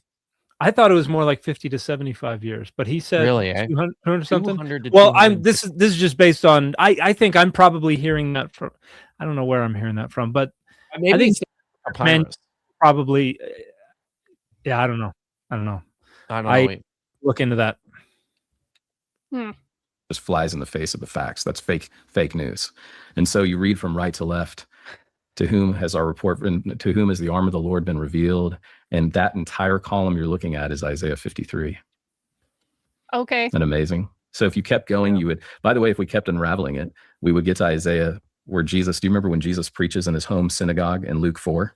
He goes up and he preaches Isaiah 60, and he says, I've come to heal, help the oppressed. And he says, today this is fulfilled in your midst. And he sits down after reading Isaiah 61, 1 and 2. He reads all of Isaiah 61, 1 and 2, except the last verse, the day of vengeance of our God. He sits down and he says, this is fulfilled in your midst. And in his own hometown, they want to kill him because they immediately knew that he was quoting Isaiah 61, claiming to be the Messiah. So if we kept unraveling, we're at Isaiah 53, we would get to Isaiah 61, 1 and 2. Isn't that marvelous? Except he's quoting the Greek translation in Luke. Which does that match the Hebrew? It doesn't happen to match the Hebrew. It happens to add things that are not in the Hebrew. So yeah, I've been reliably assured by very confident theologians and pastors that they're word for word that they're the same. He was quoting. I once listened to a guy suggest that if we could extract fingerprints from the back of this particular not the actual 1Q Isaiah A, not the replica, but if you could extract fingerprints from the back of it, maybe you would discover that it was that Jesus touched it, and this was the actual manuscript that he was reading from in the synagogue. So, and as recorded by eyewitnesses and passed on to Luke. What's the thinking on what language they would have read it in the synagogue? Would it have been a Targum that they would have opened up, or would it have been a Hebrew Torah? Well, this would have been a Torah scroll. I think it would have been. Prophets. I think it would have been a Hebrew. Proper Hebrew. Okay. I think so. So, but that's and I think part of the reason for that, though, I think is that I'm like, I don't know how much our how stable our Targum traditions are that far back either, right? Like it I don't know. The only Aramaic translations that we have of biblical texts prior to whenever Targum Jonathan, sorry, what's the first one? Is Onkelos, I think is the first one. Yeah. Which I think is 1st century or 2nd century CE, I think. But the only things we have are some fragments from the book of Job at Qumran. So it's a good question. All right. It is extremely rare, but I wanted to bring that for you to have just an appreciation of the incredible reliability and authenticity of what happened to Jesus, and an appreciation. I mean, this is written Isaiah 700 years before Jesus. That's a claim. So I gather from this that he is not an endorser of Deutero Isaiah. Just throwing that out there. That's a safe assumption. What do you think he does with all the manuscript traditions that vary wildly from the Masoretic? Do you think he just goes, oh, well, those are just fake. They don't match. We can just ignore them? You know, I would love to know if I ever got face to face with Wes or any of these other dudes. I'd be like, and the Jeremiah manuscripts at Qumran, what do you do with that? What do you do? And just see them flop, and and try to figure out what they think. Well, I mean, the important parts are those are the same. They don't really change. No. No. Yeah, I know. That's exactly my reaction as well. So that's the great Isaiah scroll. 700 years before Jesus. And then that scroll itself would date to So pause it for a second, Vish, because I want to point out, just like Joe Rogan kept repeating over and over for weeks after Wes Huff said that it was word for word. This is what stuck out to him on that whole conversation. The thing that stuck out to Joe Rogan was that 1Q Isaiah A is word for word identical to the Masoretic text. Just like that, what Sean Ryan is impressed by is that this was written 700 years before Jesus. And he said this was written about him 700 years before Jesus. This is why this shit is so problematic.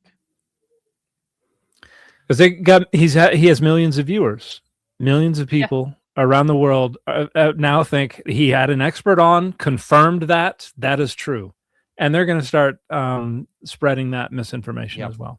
Yep. And they're going to get real upset when you tell them it's not true. Yeah, but an expert said it. You're just an atheist, skeptic, apostate scholar. I'm either an atheist or a Mormon, and then they can't figure out which is worse. It's all bad though, for you, right? Like it's just it's just bad. Because I think Glenn Scrivener has called me an atheist. Somebody told me that he said I was an atheist. I was like, well, I don't know what is worse in his eyes, that I'm an atheist or a Mormon, but that neither has anything to do with the quality of my scholarship. Okay. Yeah. You wanted to hit the I'm gonna get the name wrong too. Is it Tristan? Casabianca. Casabianca. Tristan. It means Casabianca. Yes. So let's jump ahead to 3204, Vish. And okay. And this data has been suppressed. I want to make this very clear. Something I also learned: the British Museum suppressed the raw data of the carbon dating for 27 years. He's talking about the Shroud. This is the carbon dating data from the they did not suppress it. It was published when it was not conventional to release all of the data at once, and then I don't know who was in charge of it after that. Some people asked for it and they were like, no. And the past was the worst. Just wild. Yeah. Carbon dating is done in 1988. We do need to mention this, but also all the people who comment. Well, this is another thing. Is he natively from the South? Because suppressed instead of suppressed. I'm just saying, listen, I also have an accent that comes out sometimes. It happens. So these things are sticking out to my ears. What about the carbon dating? No one should use the carbon dating from 1988 as a reason to think that the Shroud is a hoax. So in 1988, carbon dating is done on the top left corner of the Shroud. I showed you the top left corner of the Shroud, the Reyes fragment area. The scientists said, please date it, but whatever you do, don't use the edges. Don't use the fringes. I don't know if you could tell, even on our replica, we actually reinforced it with gaff tape because it's a Shroud. It will fall apart. It needs to be patched. And so we know, based under the microscope. You could have just put some fray check on it, dude. They sold it for like a couple of bucks at the craft store. Sorry, the costumer in me is coming out. Yeah. He's got a lot of lateral tension. And I hear a twang, so it could be like Oklahoma. Sorry, it's just sticking out to my ear. Someone else in the chat also says Texas, but anyway. That there are cotton fibrils that are weaved in with the fine linen to keep it from just totally, but it's fine linen throughout it. But the edges, they had to reinforce. 7 laboratories were supposed Point of order. So there's another interview where he talks at more length about this, and he says that they begged him beforehand. They said, we know it's been patched, we know it's been repaired, so don't take from the raised corner, from the edge. And they did say, please, one, they wanted multiple different parts of the shroud tested rather than just all taking everything from one spot. And they did say the edges are where there's a higher risk of contamination because that's where they're handled more frequently, and that's where like they're being sewn together or to a backing and things like that. And they did take it from a corner, but he insists that they told him we know it's been patched, and this is based on a misrepresentation of scholarship by Reyes, who said, I see cotton fibers in here, and I think this is cotton fibers that got into the weaving of the thing in the 1st century. He doesn't say we know this is 1st century, but he says these kinds of cotton fibers were common in the 1st century. We can't rule out the 1st century, but he suggests that the cotton fibers were part of the original creation of the shroud. And so after the carbon dating, you had Rogers and some other scholars who said, oh, that means it was patched. The cotton fibers mean it was patched. And then other textile experts looked at Ray's little strip, his piece of the shroud, and said, it looks like contamination, like cotton fibers just got on there. There are some places where it seems to be worked in a little deeper than other places, but they were like, none of this indicates that it's been patched. So he speaks with a lot more confidence about contested claims by the scholars. He says, we know it's been patched. No, you don't. Some people claim it has been patched, and the majority of experts have said, no, it has not been patched. So this is all BS. He's just asserting contested claims as fact. And the patching is done in such a way that it's indistinguishable invisible from the original weave. Invisible patching is what they said. That's not a thing. They do that to explain why they get such a discrepancy in dates and why it doesn't. It doesn't go back to the 1st century and blah, blah, blah. It's so ridiculous. Carbon dating, only 3 did: Zurich, Oxford, and Arizona. Why 7? We don't know.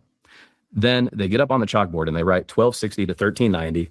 And one of the guys just sits there like this. Of course, one of the guys got a $5 million endowed chair immediately, by the way. After this, you can look it up for yourself. This is false. Yeah, this is he's false. Just alleging corruption and things like that. Yes, that there were mysterious forces in the background with millions and millions of dollars to throw at people. What happened is shortly, the shroud testing was one guy's last hurrah, and then he retired. And they set up an endowed chair in his name after his retirement, and it was £1,000, or it was £1 million. It's not even his chair. It's his. It's like a memorial. So he never sat in the chair. It was for another guy on the team, but and it was £1 million, not £5 million. So again, we've got a superficial awareness of what happened, and we're misunderstanding it and asserting misunderstandings and contested claims as fact. And he's said this over and over and over again in interview after interview. He knows the data as he is presenting them. Like, this is not a matter of him saying they pierced my nails in my feet. He's not misspeaking. No, because he says the same stuff over and over and over again, and it's not true. Or they're claims that are rejected by the majority of scholars. So I want to get to him talking about Tristan. Yeah. This reminds me, there's a meme that we've kind of developed over on Dapper Dinosaur's channel, and it's about young Earth creationists, but it applies to these types of apologists as well, where you have a triangle and it's like, pick 2 at most. Honest, well-informed apologist. You can never have more than 2 at any one time. Yeah, so, that sounds like I had a similar triangle my old job. I would say you can get the job done fast, you can get it done cheap, you can get it done well. Pick 2. Correct. And that's the rule thing. in costuming as well. You either need experience, expertise, or skill. You got to pick 2. So very specious. Why? Money, expertise, or skill. Thank you. Why did he get a $5 million endowed chair after 1260 to 1390? Somebody should find out. Someone should do a PhD on that. So they write that. And then the British Museum suppresses the raw data of the carbon dating for 27 years. And Tristan, my buddy, great scholar, he does the equivalent of a freedom. Why would they suppress it if it doesn't confirm the shroud anyway? This is so dumb. It's a conspiracy theory. I don't care. To make I want to see what he says about his good buddy carbon Tristan. dating for 27 years. And Tristan, my buddy, great scholar, he does the equivalent of a Freedom of Information Act to finally get the raw data to know, like, what did you test? How did you test it? Do you know what he published? He published, and I want to be technical, the samples they used for the carbon dating are not homogeneous with the shroud itself. Did you edit something out of here? I don't, because he tries to say Tristan's last name, and he. Oh, I think it's coming up. Oh, it's coming up. Okay.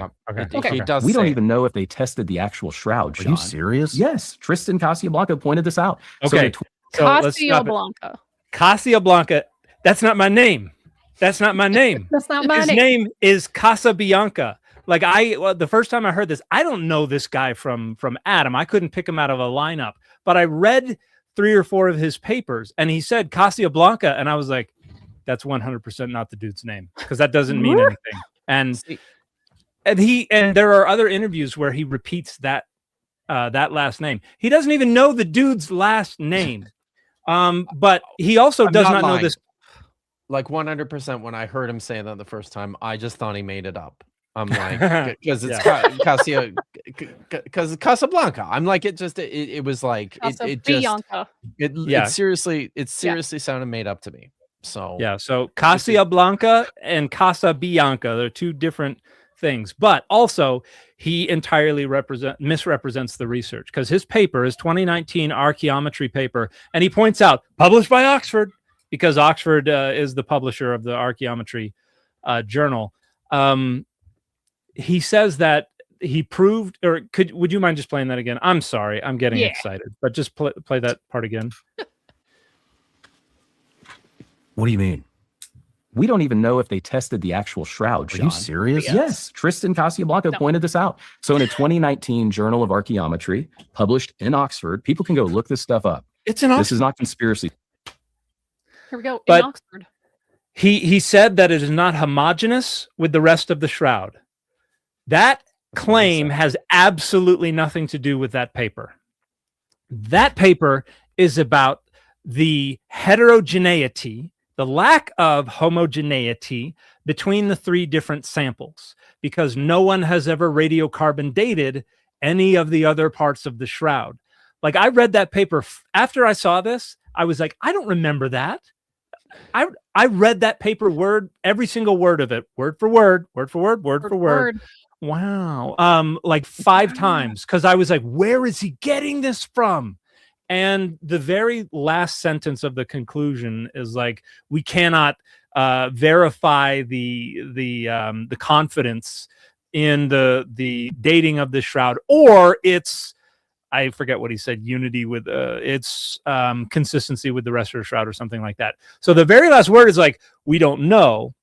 None of the research had anything whatsoever to do with any other part of the shroud. It was entirely about the fact that the disparity in the dating between the 3 laboratories is more different than we would expect. The carbon-14 results actually show there's a gradient, that from one side of the strip to the other side of the strip, the fabric seems like it is getting a little older. And so that's what they're talking about. The heterogeneity of the tested fragments. There are absolutely no data that suggests that the strips that they tested were not consistent, at least in terms of origin, from the rest of the shroud. And he just lied and said that the guy whose name he can't even pronounce, even though he's his good buddy, they're good friends, published this paper saying that it was not homogeneous with the rest of the shroud, which 100% is wrong. That is not what that paper is arguing at all. So, and also the church. How does he get away with this utter bullshit? Yeah, because he's confident. It's a confidence game. He's a confidence man, or a con man if you don't have a lot of time. But also, the church doesn't want people taking the center chunk of the frickin' shroud. Well, yeah, it's a holy relic. They're like, I mean, you can take the edges. I mean, if nobody notices, because right now, since we don't live in a Star Trek future, you can't just scan a tricorder over it and tell how old it is. Our methods of testing right now are destructive. Carbon dating artifacts is controversial. It's always an enormous task just to negotiate the material. But I have a question. Because he has presented this as part of a big conspiracy. Is there any part of that article which talks about the suppression of data? It starts off by saying that they submitted a Freedom of Information Act request for the raw data, and they were in 2017 they were able to acquire the data. Okay. It might reference that the British Museum was not very forthcoming with it or something like that. But it does not accuse the British Museum of suppressing data, from what I recall. Interesting. Got it. All right. Stuff. So I think be a reader. Learn from everyone, but don't let anyone think for you. Okay. Go read the 2019 Journal of Archaeology. Okay. I'm not convinced he's read the 2019. Now, go do that. Because I think Casabianca has said elsewhere he doesn't think it is contiguous with the rest of the Shroud, but that has absolutely zero to do with the research that was published in that article. Yeah. So what I think we're taking his personal opinion, obviously rooted in his faith, his commitment to the authenticity of the crowd, and we're trying to leverage a peer-reviewed published article to authorize the unrelated personal opinion. And I don't know if that's intentional or if he is just very bad at reading scientific papers. Even if the Shroud is real and it belonged to Jesus. Let me just grant that for a sec. That doesn't get you to the resurrection. That gets you to Jesus was a guy.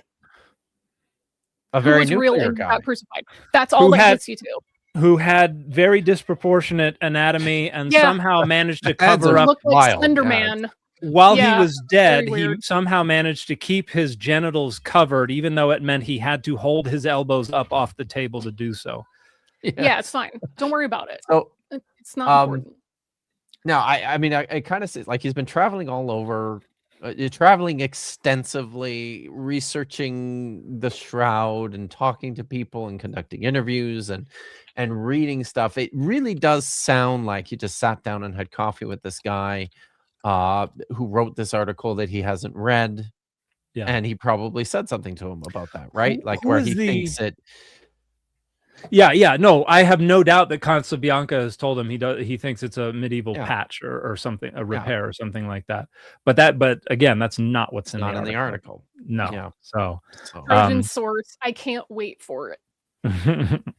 If I had known we were going to reference this paper, I would have had it pulled up so that we could have Trojan source right here live on the air. That would be fun. I have it. Oh. Hey. Tell you what. I will stop sharing because I'm about to have to leave anyway. Yeah. Okay. Well, to jump, but where did it? You've got fun logistical things that are not actually fun, but I have to. Yay. Do okay. Let me see if I can. Sharing. I have no slides. Oh. I have no slides, and I must share. Screen sharing was canceled. Make sure you click OK. Yeah. So. Cool. Y'all behave. I'm gonna go have to do grown up. See you, Vish. Good to see you, Vish. have fun. So moving is the worst. I'll just say that. And while you're looking for that and trying to, I don't see a share. Really? Option. Oh, weird. Because you're in StreamYard. Why? Yeah. Aren't you? Yeah.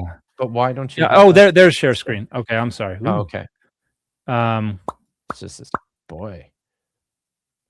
So I've got too much crap up. Let me find. I just got to find the file in the list. I'm gonna blast through a couple of these super chats. Well, go ahead. Figure that out. Tree Clam Tad for $2. Expert in barrel traditions equals whiskey drunk. Most likely. Thanks for that. Thunder Stud says for $5 says Dan's the apologetic tank baby, the best there is. That's awesome. Oh, look, there's an offering here from our friend Steven over at Cross Bible. At 140, Johnston claims that Jesus' siblings accuse him of being a bastard in Mark 3. Yeah, that's true. At Mark 3:21, where does he get off suggesting that? Like so many of these things, he takes advantage of the fact that people don't read the text closely, and so asserts stuff that is vague. It's vaguely reminiscent of things that happen in the text, or very loosely implied by things that happen in the text, and people just take it on face value. So Dennis Jensen for 45 Danish kroners. Late to the stream because of watching Dan's 2-hour response. Yes, longest video you've ever made. I'm still working through it. So hopefully the longest I'll ever have to make. Still, I'm learning a bunch about the Trinity too. There we go. Awesome. All right. So cool. Okay. So as you can see up at the top, Casa Bianca, and he talks on this. It talks on the first page about the middle of that of the paragraph. Or maybe it's after in 1987 after a day. Oh, that's still about the testing, right? Yeah, since 2005. Where is the? I think it might just be in the abstract. Yeah, the raw data were never released by the institution in 2017 in response to a legal request. All raw data kept by the British Museum were made accessible. Yeah. Okay. So a statistical analysis of the Nature article and the raw data strongly suggests that homogeneity is lacking in the data and that the procedure should be reconsidered. So this paper is entirely about the raw data related to the radiocarbon dating of the 3 samples that were taken from right next to the rays portion. Yeah. And I think, and I want to get down to, here we go. The very last sentence. Without this reanalysis, it is not possible to affirm that the 1988 radiocarbon dating offers, quote, conclusive evidence that the calendar age range is accurate and representative of the whole cloth. So that's the only part where this paper even references the relationship to the rest of the shroud, but in no way, shape, or form whatsoever does any of the actual research, calculations, testing, analysis of any of this paper have anything to do with the relationship of those samples to the rest of the shroud. It is all about the and you've got graphs showing all the different segments, the Arizona part 1, the Oxford 1, the Zurich 1. It's all about the fact that the 3 samples had heterogeneity between them. So that is it's not even about, because the way he presents it, he's presenting it like the article is about the actual sample, right? Relative to the, like, it kind of sounds like he's presenting it as about the relationship of the sample to the rest of the shroud. Yes, and it's not even wholly about that. No, it's wholly internal to the sample. It's just about the sample. Oh, man, that's fun. That's fabulous. So you good to do a little bit more? Yeah, I can go for about 20 more minutes. All right. Do you want to we got some, I kind of wanted to look at the James ossuary bit, or do you want to talk about his presentation of Codex Vaticanus? Yeah, I think the Codex Vaticanus one I think is more interesting. Right. The James ossuary, that's always a headache.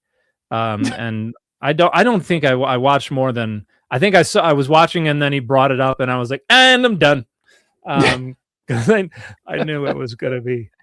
It's always that way I mean, so I should say that it's unsurprising. It's unsurprising to me, right? Because he's a very good friend of Craig Evans. Craig Evans was both his MA thesis supervisor as well as his PhD thesis supervisor. There's an awful lot of overlap between the supervision of those two. Quite a things. The same thesis that he, so that's a whole other thing. But right after the exhibit of the James ossuary at the Royal Ontario Museum back in 2002, Evans published a book ossuaries, and I remember when this was going down, and he was very excited about it. He's a big believer in the authenticity of the James ossuary. So it's unsurprising. So I think this is. Let me just double check, make sure I got that right. This is close enough. He's going to start talking about skeptical within 100 years of the event. So here we go. What's this book here? Oh my gosh. So what is this? This is, I cannot wait to show you this. Can't believe what I went through to get it. You paid about $5,000. There's 450 in the world. Well, you can. There were 450 made, and there are many available. Like, if you let me share my for sale. Yeah. Oh, yeah. Let's do that because here I'll share the. You can just go look it up. It is find it on eBay. Well, it's not eBay. It's a specific website, but like an antique book buyer. Oh, there we go. Yeah, so Zereis facsimiles, Codex Vaticanus B, and you can look at the photo. That's it. The book that he has on the table. Inquire current price here, price category somewhere between 3,000 and 7,000 euro. So it's a lot more affordable than he's making it. It's certainly more affordable than the replicas of the Dead Sea Great Scrolls. Isaiah Scroll. Yeah. But like there were 450 of them made. They didn't sell all of them, so they're out there. So and he makes it sound like this was like the backup copy that the original scribes of Vaticanus made. Like we'll watch it here, right? Like we'll watch it here, but it really does make it sound like these were made because the Vatican didn't want Tischendorf to see it or to work on the actual. So it's a bit of a mess. I don't think this is right. Because I wondered, I thought maybe Trinity has a copy where you and I did our MAs, but I don't think so. I think it's the facsimile of Leningrad that they've got. Oh yeah, I know they've got a really they've got a very nice one, but I never went to look at it. So, but yeah. Sean Ryan, this is, I think, could be likely the oldest Bible that we have. This is Codex Vaticanus. Now, this is a facsimile. You can't hardly see the real one in the Vatican Library, but you can see pictures, high resolution pictures of every single page. Yep. On the internet, and it has an annoying circular watermark going around every single page. That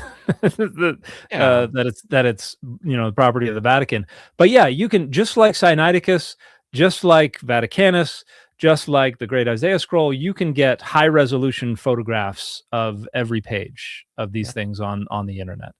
So while this is an interesting little artifact, an interesting little replica.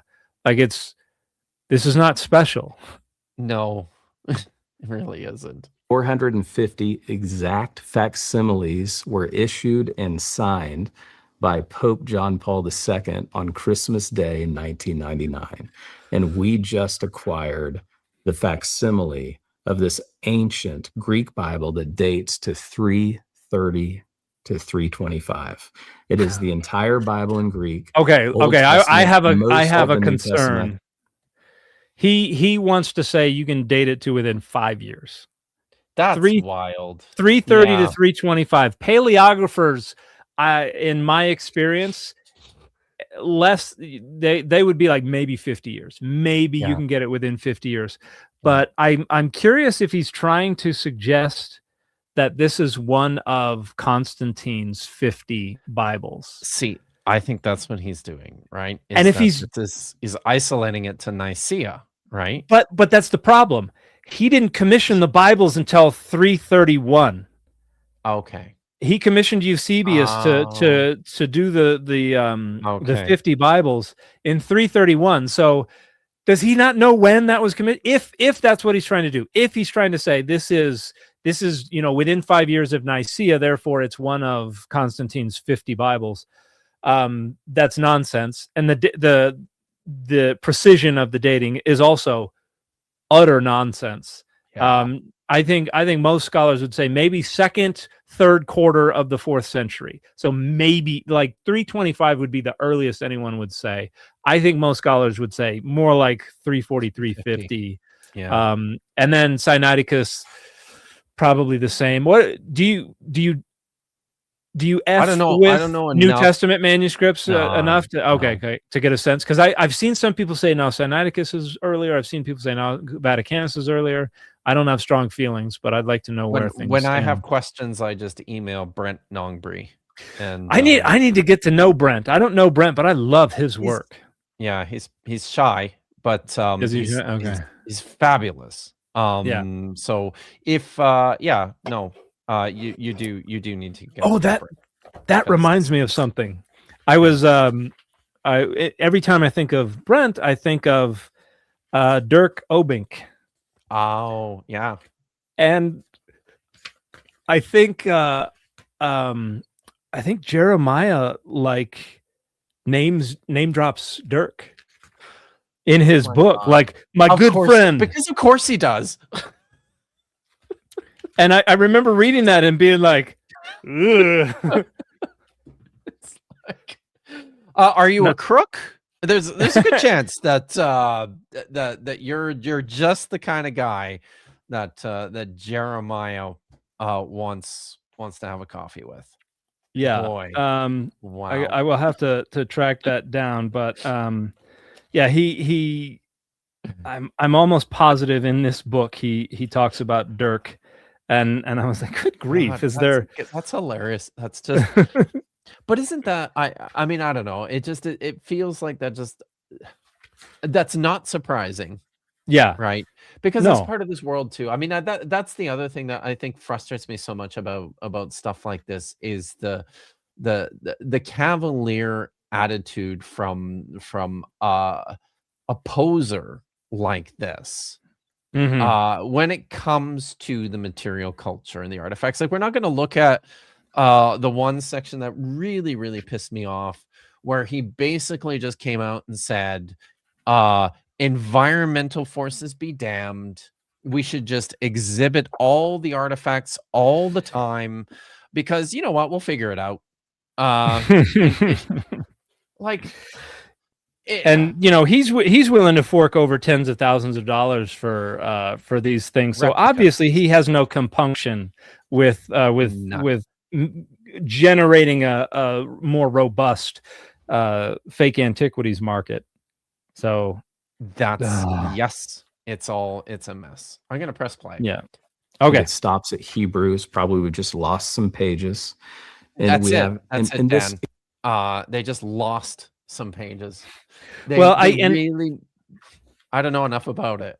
Well, the manuscript does end on a page where it ends at the last line is in the middle of a passage in Hebrews, and that's just the end. So yeah, I think it's true that they lost some pages. However, there are some interesting things. Yeah, so like it doesn't have Philemon, it doesn't have the pastoral epistles, and it doesn't have Revelation. Now in Sinaiticus, all of that is after Hebrews. But there's also a lot of stuff that's after Hebrews in Sinaiticus that is before Hebrews in Vaticanus. So, the text critical value of that is, that's kind of a black hole. Because at one point I said in a video a couple years ago that Vaticanus doesn't have the pastoral epistles. And it's like, it's possible that they did and it was lost, but so I've just stopped bringing up Vaticanus when I talk about the pastoral epistles because somebody's going to be like, it could be there. So yeah, no, it's true. But I continue to remind people, as a manuscript specialist, we have what we have. Mm-hmm. And there are ways that we can make reasonable speculations, but that carries us only so far. the accident of preservation is our greatest boon and our biggest enemy in so many ways. Yeah, she is a capricious bitch. So I wasn't going to say it. It's my channel. So. Okay, no, it's Again, in his published dissertation. He says, "I thank Dr. Dirk Obink and Dr. Daniela Colombo for being available to me for blah blah blah blah blah." So you know what that means, though, that because that was before a lot of the stuff came out. It was, and what that means is Dirk was there to unlock the door and to shake his hand and to sign him in to the to the Griffiths, right? So the amazing stability of our text. If I open this and read it alongside your English Bible, there would be very few differences, or what we call so when he's reading the Greek text alongside a translation in a completely different language, there's almost no difference. Yeah, that's just not true. There are a lot of differences. For instance, Codex Vaticanus doesn't have a lot of stuff that is in the Textus Receptus and therefore the King James version. And I think Vaticanus is the short or long ending of Mark is absent from Vaticanus. I think it stops at verse 8, doesn't it? Yeah, in Vaticanus, he mentions that. Actually. Oh, does he mention it? Okay, yeah. There are a lot of differences, and Vaticanus is actually missing a whole bunch of passages that a lot of scholars would say were original, and for whatever reason, Vaticanus just booted them out. Yeah, we got a bunch of passages in the Gospels that are not in there. So would Vaticanus have the pericope adulterae, or would that be no? Vaticanus wouldn't have it. That's not till later. And we don't know if it would have had any non-canonical early Christian literature like Sinaiticus does, because we're missing the very end. It ends. Yeah. So there are differences, but yeah. So it's not any more special than Sinaiticus or anything like that. Yeah.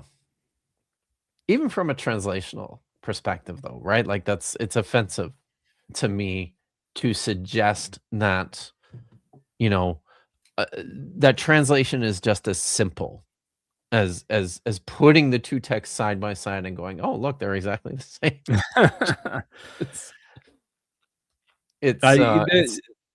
There are a lot of just because you know ancient Hebrew or ancient Greek doesn't mean you know how translation works. There's a lot that folks don't understand about what goes into translation. Yeah. All right. Yeah, that's true. Certainly no contradictions. It's fascinating. The ending of Mark, which I could find, ends at verse 8, not at verse 20. Could you read all this? Oh, absolutely. Yeah. So how does this? I mean, how does this translate? Have you done that exercise? I have to. Yeah, to do what I do, I have to. So this is written in Greek unshul. These are majuscules. That's again how we date it. So what I am an expert in is codicology and paleography, how we date manuscripts based on handwriting style. Because he published that one manuscript as part of his dissertation. Program. Yeah, what are the Achim or something like that? Achim or Achim. Achim, yeah. Codex or fragment. So that was the Editio Princeps, his dissertation. You know what? I'm not even sure. I'm not even sure it was the. I don't even know. Was it the Editio Princeps or was it just a review of it? So, but that was. I mean, it took up 2 whole chapters in his book, right? So, but as far as I'm aware, that this is the only manuscript that he's ever published anything specifically about. Yeah, in peer review. Has he done anything peer reviewed since his dissertation? So I was looking for a CV and I couldn't find one, and I didn't do a scholar search on him either. But I'd be surprised. I mean, he's been so busy you know, he's written. He says he's written buying 15 facsimiles, and he's that writing too. a lot of trade books. Pulp, yeah. So pulp scholarship. I don't know what do you call it? Apologetics. So Yeah. but it doesn't seem like he's been especially active in the kind of circles that I frequent, or that you frequent. It so yeah. Previously unprovenanced. I can try to find it for you. I do think it's kind of funny how much he's trying to get the book back, and Sean Ryan is just like, yeah, no, I'm well, I know based on Wes's interview, it sounds like you get invited on the show, you must present gifts to your benefactor. He does do that. Does he? At the beginning, yeah. We skipped that part, but he gives him a replica of P52. Replica of P64, which he says dates to 200, which I think is exceptionally early based on what I can see. And then he gave him like a replica Roman spear. What's interesting though is it didn't look like Sean gave him anything. Wes got a gun that he was not going to be able to bring back to Canada. It's like, wow. So yeah, he got the short end of this exchange. Basically, like my PhD was in a previously unprovenanced 2nd century fragment called the Gospel of Peter, the Ockmem Gospel fragment, and so would be. It's very possible then that his is the Editio Princeps if it's an unprovenanced fragment. Okay. But I don't know enough about it. I'd have to go back and look. So, but he certainly marshals that into a lot of things. Okay. You know, 200 years before they get. I'm looking at a bio. I can't find a CV. There's not one readily available, but this bio says Jeremiah is published by Oxford University Press, E.J. Brill, Bloomsbury T&T Clark, Macmillan, Moore Seebeck, Lifeway, HarperCollins, Thomas Nelson, Whitaker House, Postal Press, Destiny Image, Bethany House, and Baker Publishing Group. So it certainly sounds like he's got some academic publications. Interesting. Huh. Wow. I mean, I guess. Wow. I know. I think he got onto some dictionary articles. Oh yeah. I have to. It's been a while since I looked specifically into it, but on the fragment. I don't know what he. It's stuff that when he was working with Craig, he got. He got some dictionary entries like we all did. It looks like he edited a T&T Clark volume. Okay. With Craig. So. And the dissertation was published by was it De Gruyter or was it That's T&T Clark, so that's Bloomsbury.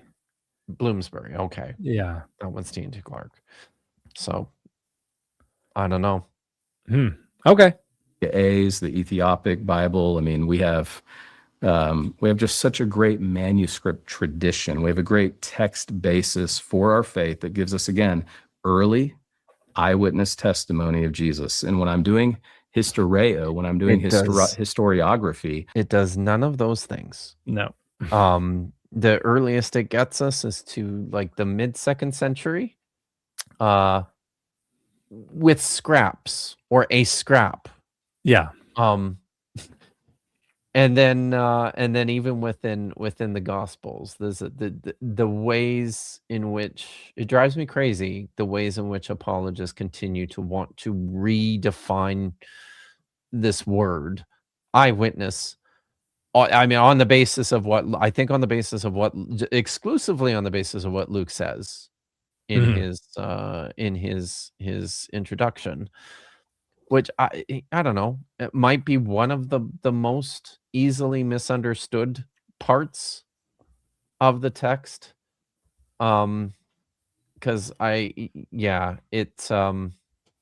yeah, all of that is just a lot of nonsense. I'm looking for early eyewitness testimony, not certainty. I'm looking for probability.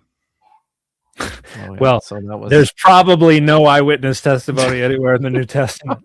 probably not.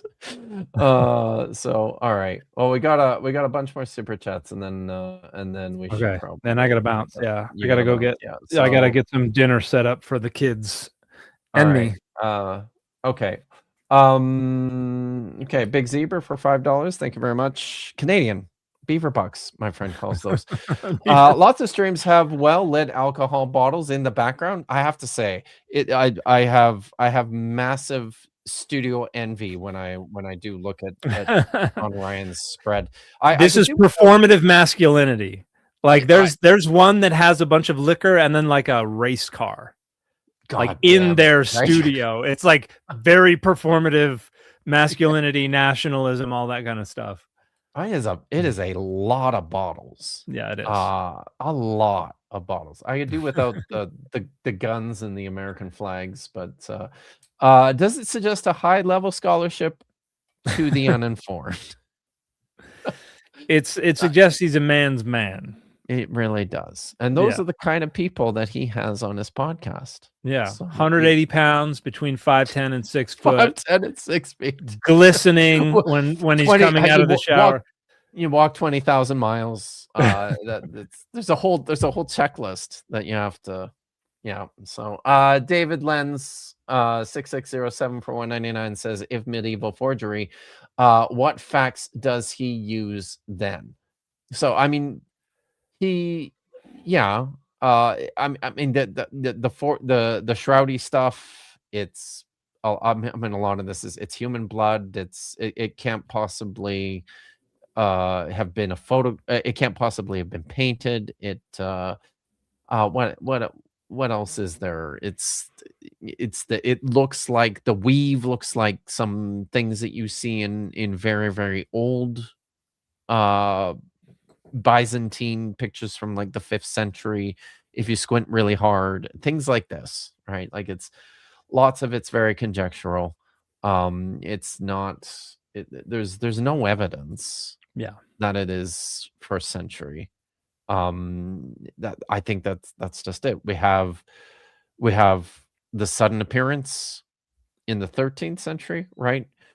14th century. 14th middle of like 1344ish, somewhere around there.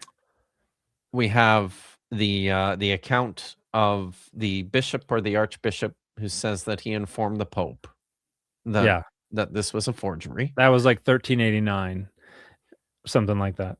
Yeah. And they had to, when they were displaying it, they had to announce to people that this is not like this a work is of not art. This is a work of art.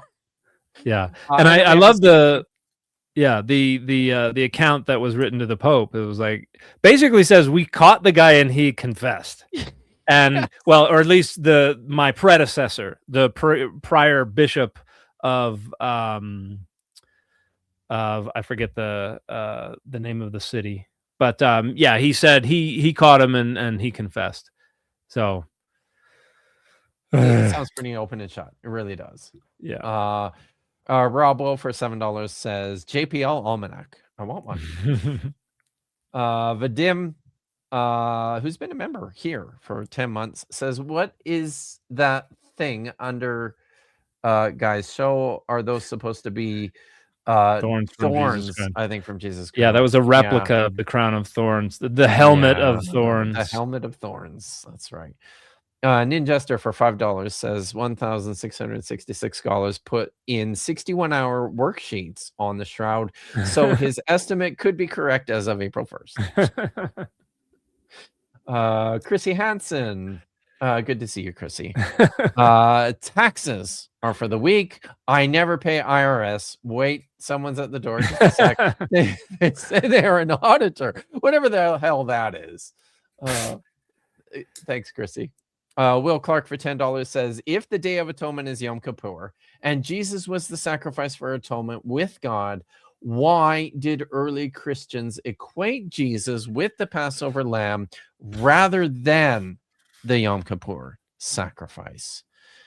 And I don't know. Have you thought about this much at all? I think there's some blurring of the lines regarding the sense in which Jesus meets the criteria of specific sacrifices. So, and this gets into your atonement theory as well. How do you imagine that what kind Jesus of an atonement dying? is this? Yeah. So it's I mean, a lot of this, when you get at the base of it, right, is I mean, I think it's a combination of very early Christian apologetics and theology, important theology, and I think too, maybe even perhaps not early on, but eventually some general conflation of the things over time. Thanks for the question, though. My good friend Nitty, I made the kids listen to you in the car. I'm home now. You may now discuss other relics like the holy prepus. That's Jesus's little schmeckle, or at least a piece of it. Yeah. Oh, yeah. You got there were several of them, if I remember correctly. So, Chrissy Hansen's back. Dr. Jeremiah Johnston is what happens when your critical thinking skills recede as far as your hairline. Ouch. Ouch. I didn't say it. So I'm glad I didn't say it. Tree Climb Tad for $5 says, you can't make up women going to a tomb. My good bitch, one of my favorite books is about a hyper intelligent mutant sewer shark. You can make up a lot. You can. Hardwired Hate for $5. Aliens. This guy reminds me of Giorgio. Yeah, right. It kind of does. Giorgio Tsoukalos. That's the History Channel guy, right? Yeah, I really does. Yeah. It's interesting. Navy Jet Fixer 1562 for $10 says Frank Turk utilizes the criterion of embarrassment or principle of embarrassment as a key argument for the historical reliability of the Gospels and the truth of the Christian faith. It's just an apologetic argument at this point. I mean, there are historical Jesus folks who would talk about that as a way to understand what parts are more likely to have originated very early, close to the events. But the notion that, like, the criterion suggests this story is more accurate, therefore the Gospels are historically reliable. Like, apologists at some point have to try to leverage the stronger arguments to overcome the weakness of the rest of the arguments.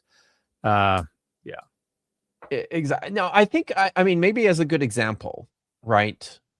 An example of this using these embarrassing features to suggest some level of historicity might be in sort of an opposite way. The major lengths that the nativity traditions go to place Jesus in Bethlehem as opposed to Nazareth, right? Scholars will tend to suggest that Jesus probably came from Nazareth because this, and it's featured within the text as an element of embarrassment. So that's kind of there's a lot more to it than just saying, well, this sure sounds like it could be. But yeah. Lil, thank you for the $2. I will make sure Dagon gets his treats, but I'm gonna blast through the rest of these, so you'll have to just trust me. Aniti's back. Joseph of Arimathea's Shroud and Burial Logistics was Amazon tier. Prixie Purple, who's been a member for 10 months, says y'all are thinking too hard about his authentic nail. Dude thinks the Shroud of Turin is real. Like I said, right, I'm pretty sure he just got it at a gift shop in Jerusalem. Now I'm well, if I ever go back, now I'm on the hunt for fake nails. Fake nails, yeah. So yeah. Hank Fishy for $5 says, heads up, can you buy Roman nails on the antiquities market or even eBay? 5 Roman Empire iron nails from Inchtathil Fortress, Scotland. Oh, look, you found some for 37 pounds, apparently. So Etsy's got a lot of them. Yeah. But these are just yeah, they're not crucifixion nails. They're just Empire era nails. Okay, so here's I see a website that has one that has Roman nails, but they're 1st century Roman Britain. And they're the same style of nail as well that he that's the one that he pulled up. Yeah, $300. Yeah. That's it, eh? Wow. He did say Jeremiah's shirt for his video is making shit up. Nerd Church Official, friend of the channel. Sorry I'm late to the party. I made a video introducing myself to any LDS viewers of my channel in case Dan is bored. Nerd Church Official does the Catholic lectionary every Sunday and talks about the texts from a critical perspective. Oh, cool. Pretty good. Yeah. The Kalish do you know what these are? Are these CRC? Croatian Royal Crown or something like that? I think so. Isaiah 7:14, behold, the Lord shall give you a sign. I will make shit up on all of this podcast when this shit curds and honey, my apologetics will no longer work. They never seem to get to that part. It looks like it's a Costa Rican cologne. Oh, okay. Thank you. And thank you for the super chat. Archaeometry triops. And I'm not even going to try. But thank you for the $10. Dan has transformed my Christian faith. This conversation has been enlightening. Do more. We're doing everything we can. So far from engineering for $5 Canadian says, can the difference in age for the shroud dating be explained by how it was stored or rolled? Not really. There are a lot of people who say that the differences in aging is attributable to a fire that broke out in the 16th century. But I've got like 3 papers in radiocarbon dating journals from the last 10 years that all say we ran experiments and the fire and smoke, even contained within a little glass case, none of that changes the CO2 or C14 results when you then clean it and test it. So no, that is not a way to account for a 1300 year shift. I think there's a scholar named Hugh Ferry who has a blog called the Medieval Shroud, which is really, really good. It is good. That's a phenomenal blog. But he's got a paper where he says for contamination to be responsible for the shroud reading 14th century, there would have to be 4 times as much contamination as shroud. So they would have whatever they're testing, that little piece of fabric, it has to be 4 parts contamination to 1 part shroud. Well, when you were talking about the cotton fibers, I was imagining in my head the problem, the philosophical problem of replacing every plank in the boat as you're sailing the boat, and you get the ship of Theseus. The ship of Theseus. I was thinking about that, right? I'm like, wow, this reminds me of that too. But thanks, Far From Engineering, for the super chat. The Behold Network for $2 says, Kip, tell Dan I exist. Thanks. This is my friend Lawrence over at the Behold Network. He's a terrific guy. I wrote a letter of recommendation for him for grad school. Oh, cool. Recently, but yeah, he does he does stuff, but predominantly with the New Testament. But great guy promoting critical scholarship. Awesome. So there you go, Lawrence. He knows you exist now. Vadim says, Kip, tell Dagon I don't exist. So Dagon is my dog. So I'll be sure to do that. Tree Climb Tad for $2 said it last week. Keep the guns, but Pride the studio. Tree Climb Tad wants to see the same studio. He's happy with the gun collection, but wants to replace all the U.S. flags with Pride flags. So, which I think would be an upgrade. Jessica, the Transmetal Alchemist, for $2 Australian says Dan has the coolest background lighting. it's very it's very very kind of, you've got green and kind of a purple. These do a bunch of different colors. So yeah, it's not always the same, is it? You always do the same colors, or I might accidentally change the color at some point. I just want them to be different colors. When TikTok went away for like 13 hours, and I was like, well, YouTube has to be my new home base. Now my camera has to be this way. And now you're seeing a lot more of my background. And I had people tell me, you've got to set yourself off from the background more. And so YouTubers will use different color lighting. So I was like, all right, fine, I'll do that. So then I started getting you're turning into a Twitch streamer comments on YouTube. But the lights create something that's that sets me off from the background. So unless I accidentally turn it too far and then I get lit up the same color as the background. So this is what I have to do to try to make a living. So you do, dude, you do a lot more than I do. So I'm still using my cheap ring light. All right, Chrissy is back to say that I'm supposed to tell you to be agnostic about the existence of words after I went to all the trouble. Very confusing. Simone reads texts for New Zealand, $5. Simone is a graduate student doing rabbinic stuff at Otago in New Zealand. I hope I got that right. Is it Otago or Christchurch? Let me know. It's one of those. Someone needs to pay off the apologist to shut up for a few weeks so we can get Kip streams on good stuff like the Job Targum, the Damascus document, or in the Honayot. I try to mix in some teaching streams here and there. It's hard though. But thanks, Simone. She runs a blog, by the way, called Simone Reads Texts. It's very good. She called me out recently on my blog. She did. On her blog. True. So yeah. Awesome. Go read it, check it out. She got me. That's for sure. She's and Simone is a part of my I have a Patreon and we have a Discord associated with my Patreon, and Simone is on there quite a bit. She is one of the regulars there. Yes. She's very bright. Keeps me honest. Me too.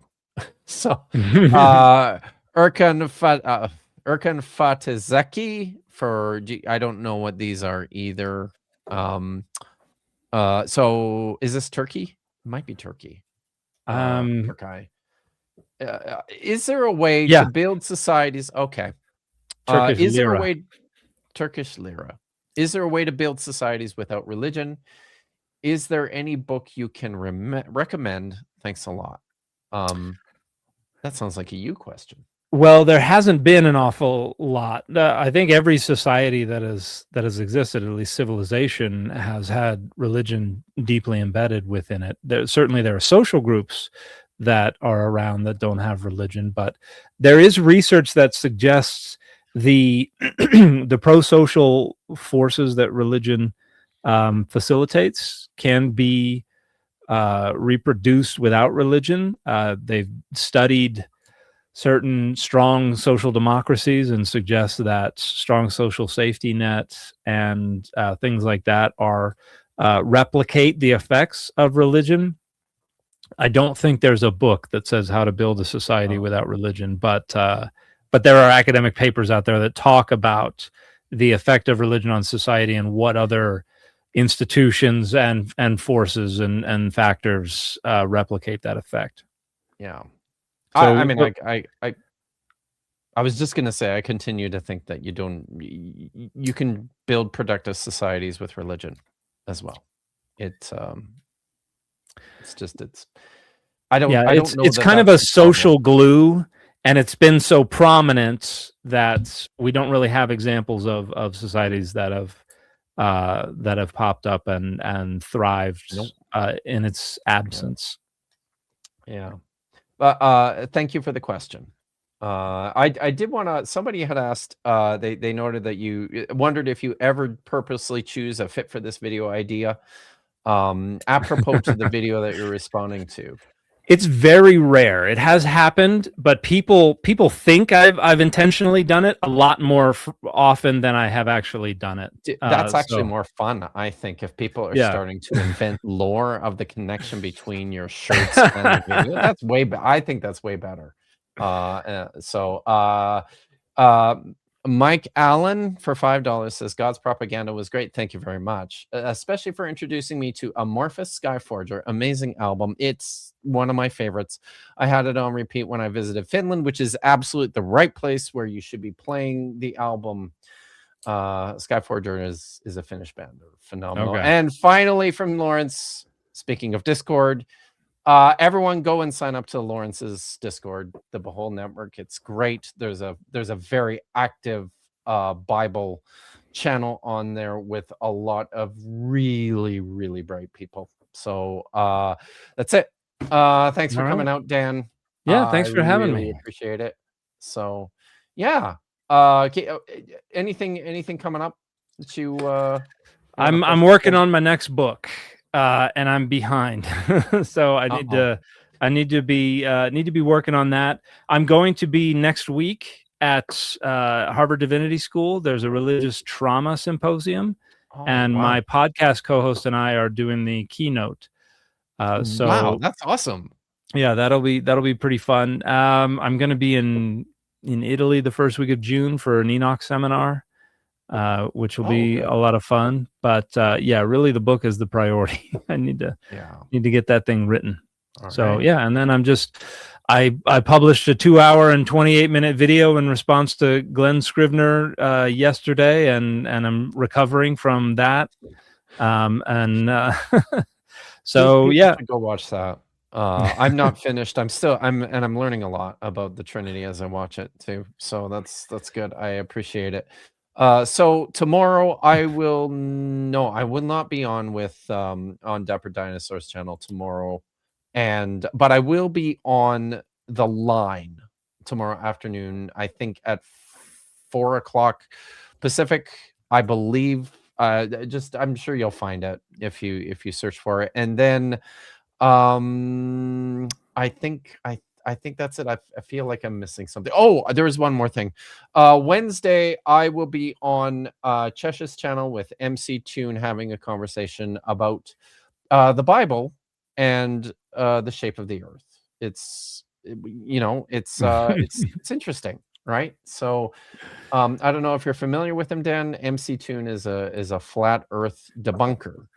But he's also pretty he's pretty convinced that the Bible is supportive of flat earth. He's pretty certain the Bible is supportive of the science. Really? Yeah. So we're gonna have a talk. So but all right. Well, I hope that goes well. Excellent. Well, thanks again for coming out, and everybody. Thank you. You know where to find Dan. Make sure you show him lots of love. And until next time, as always, be good, stay safe, and Ha Tikva.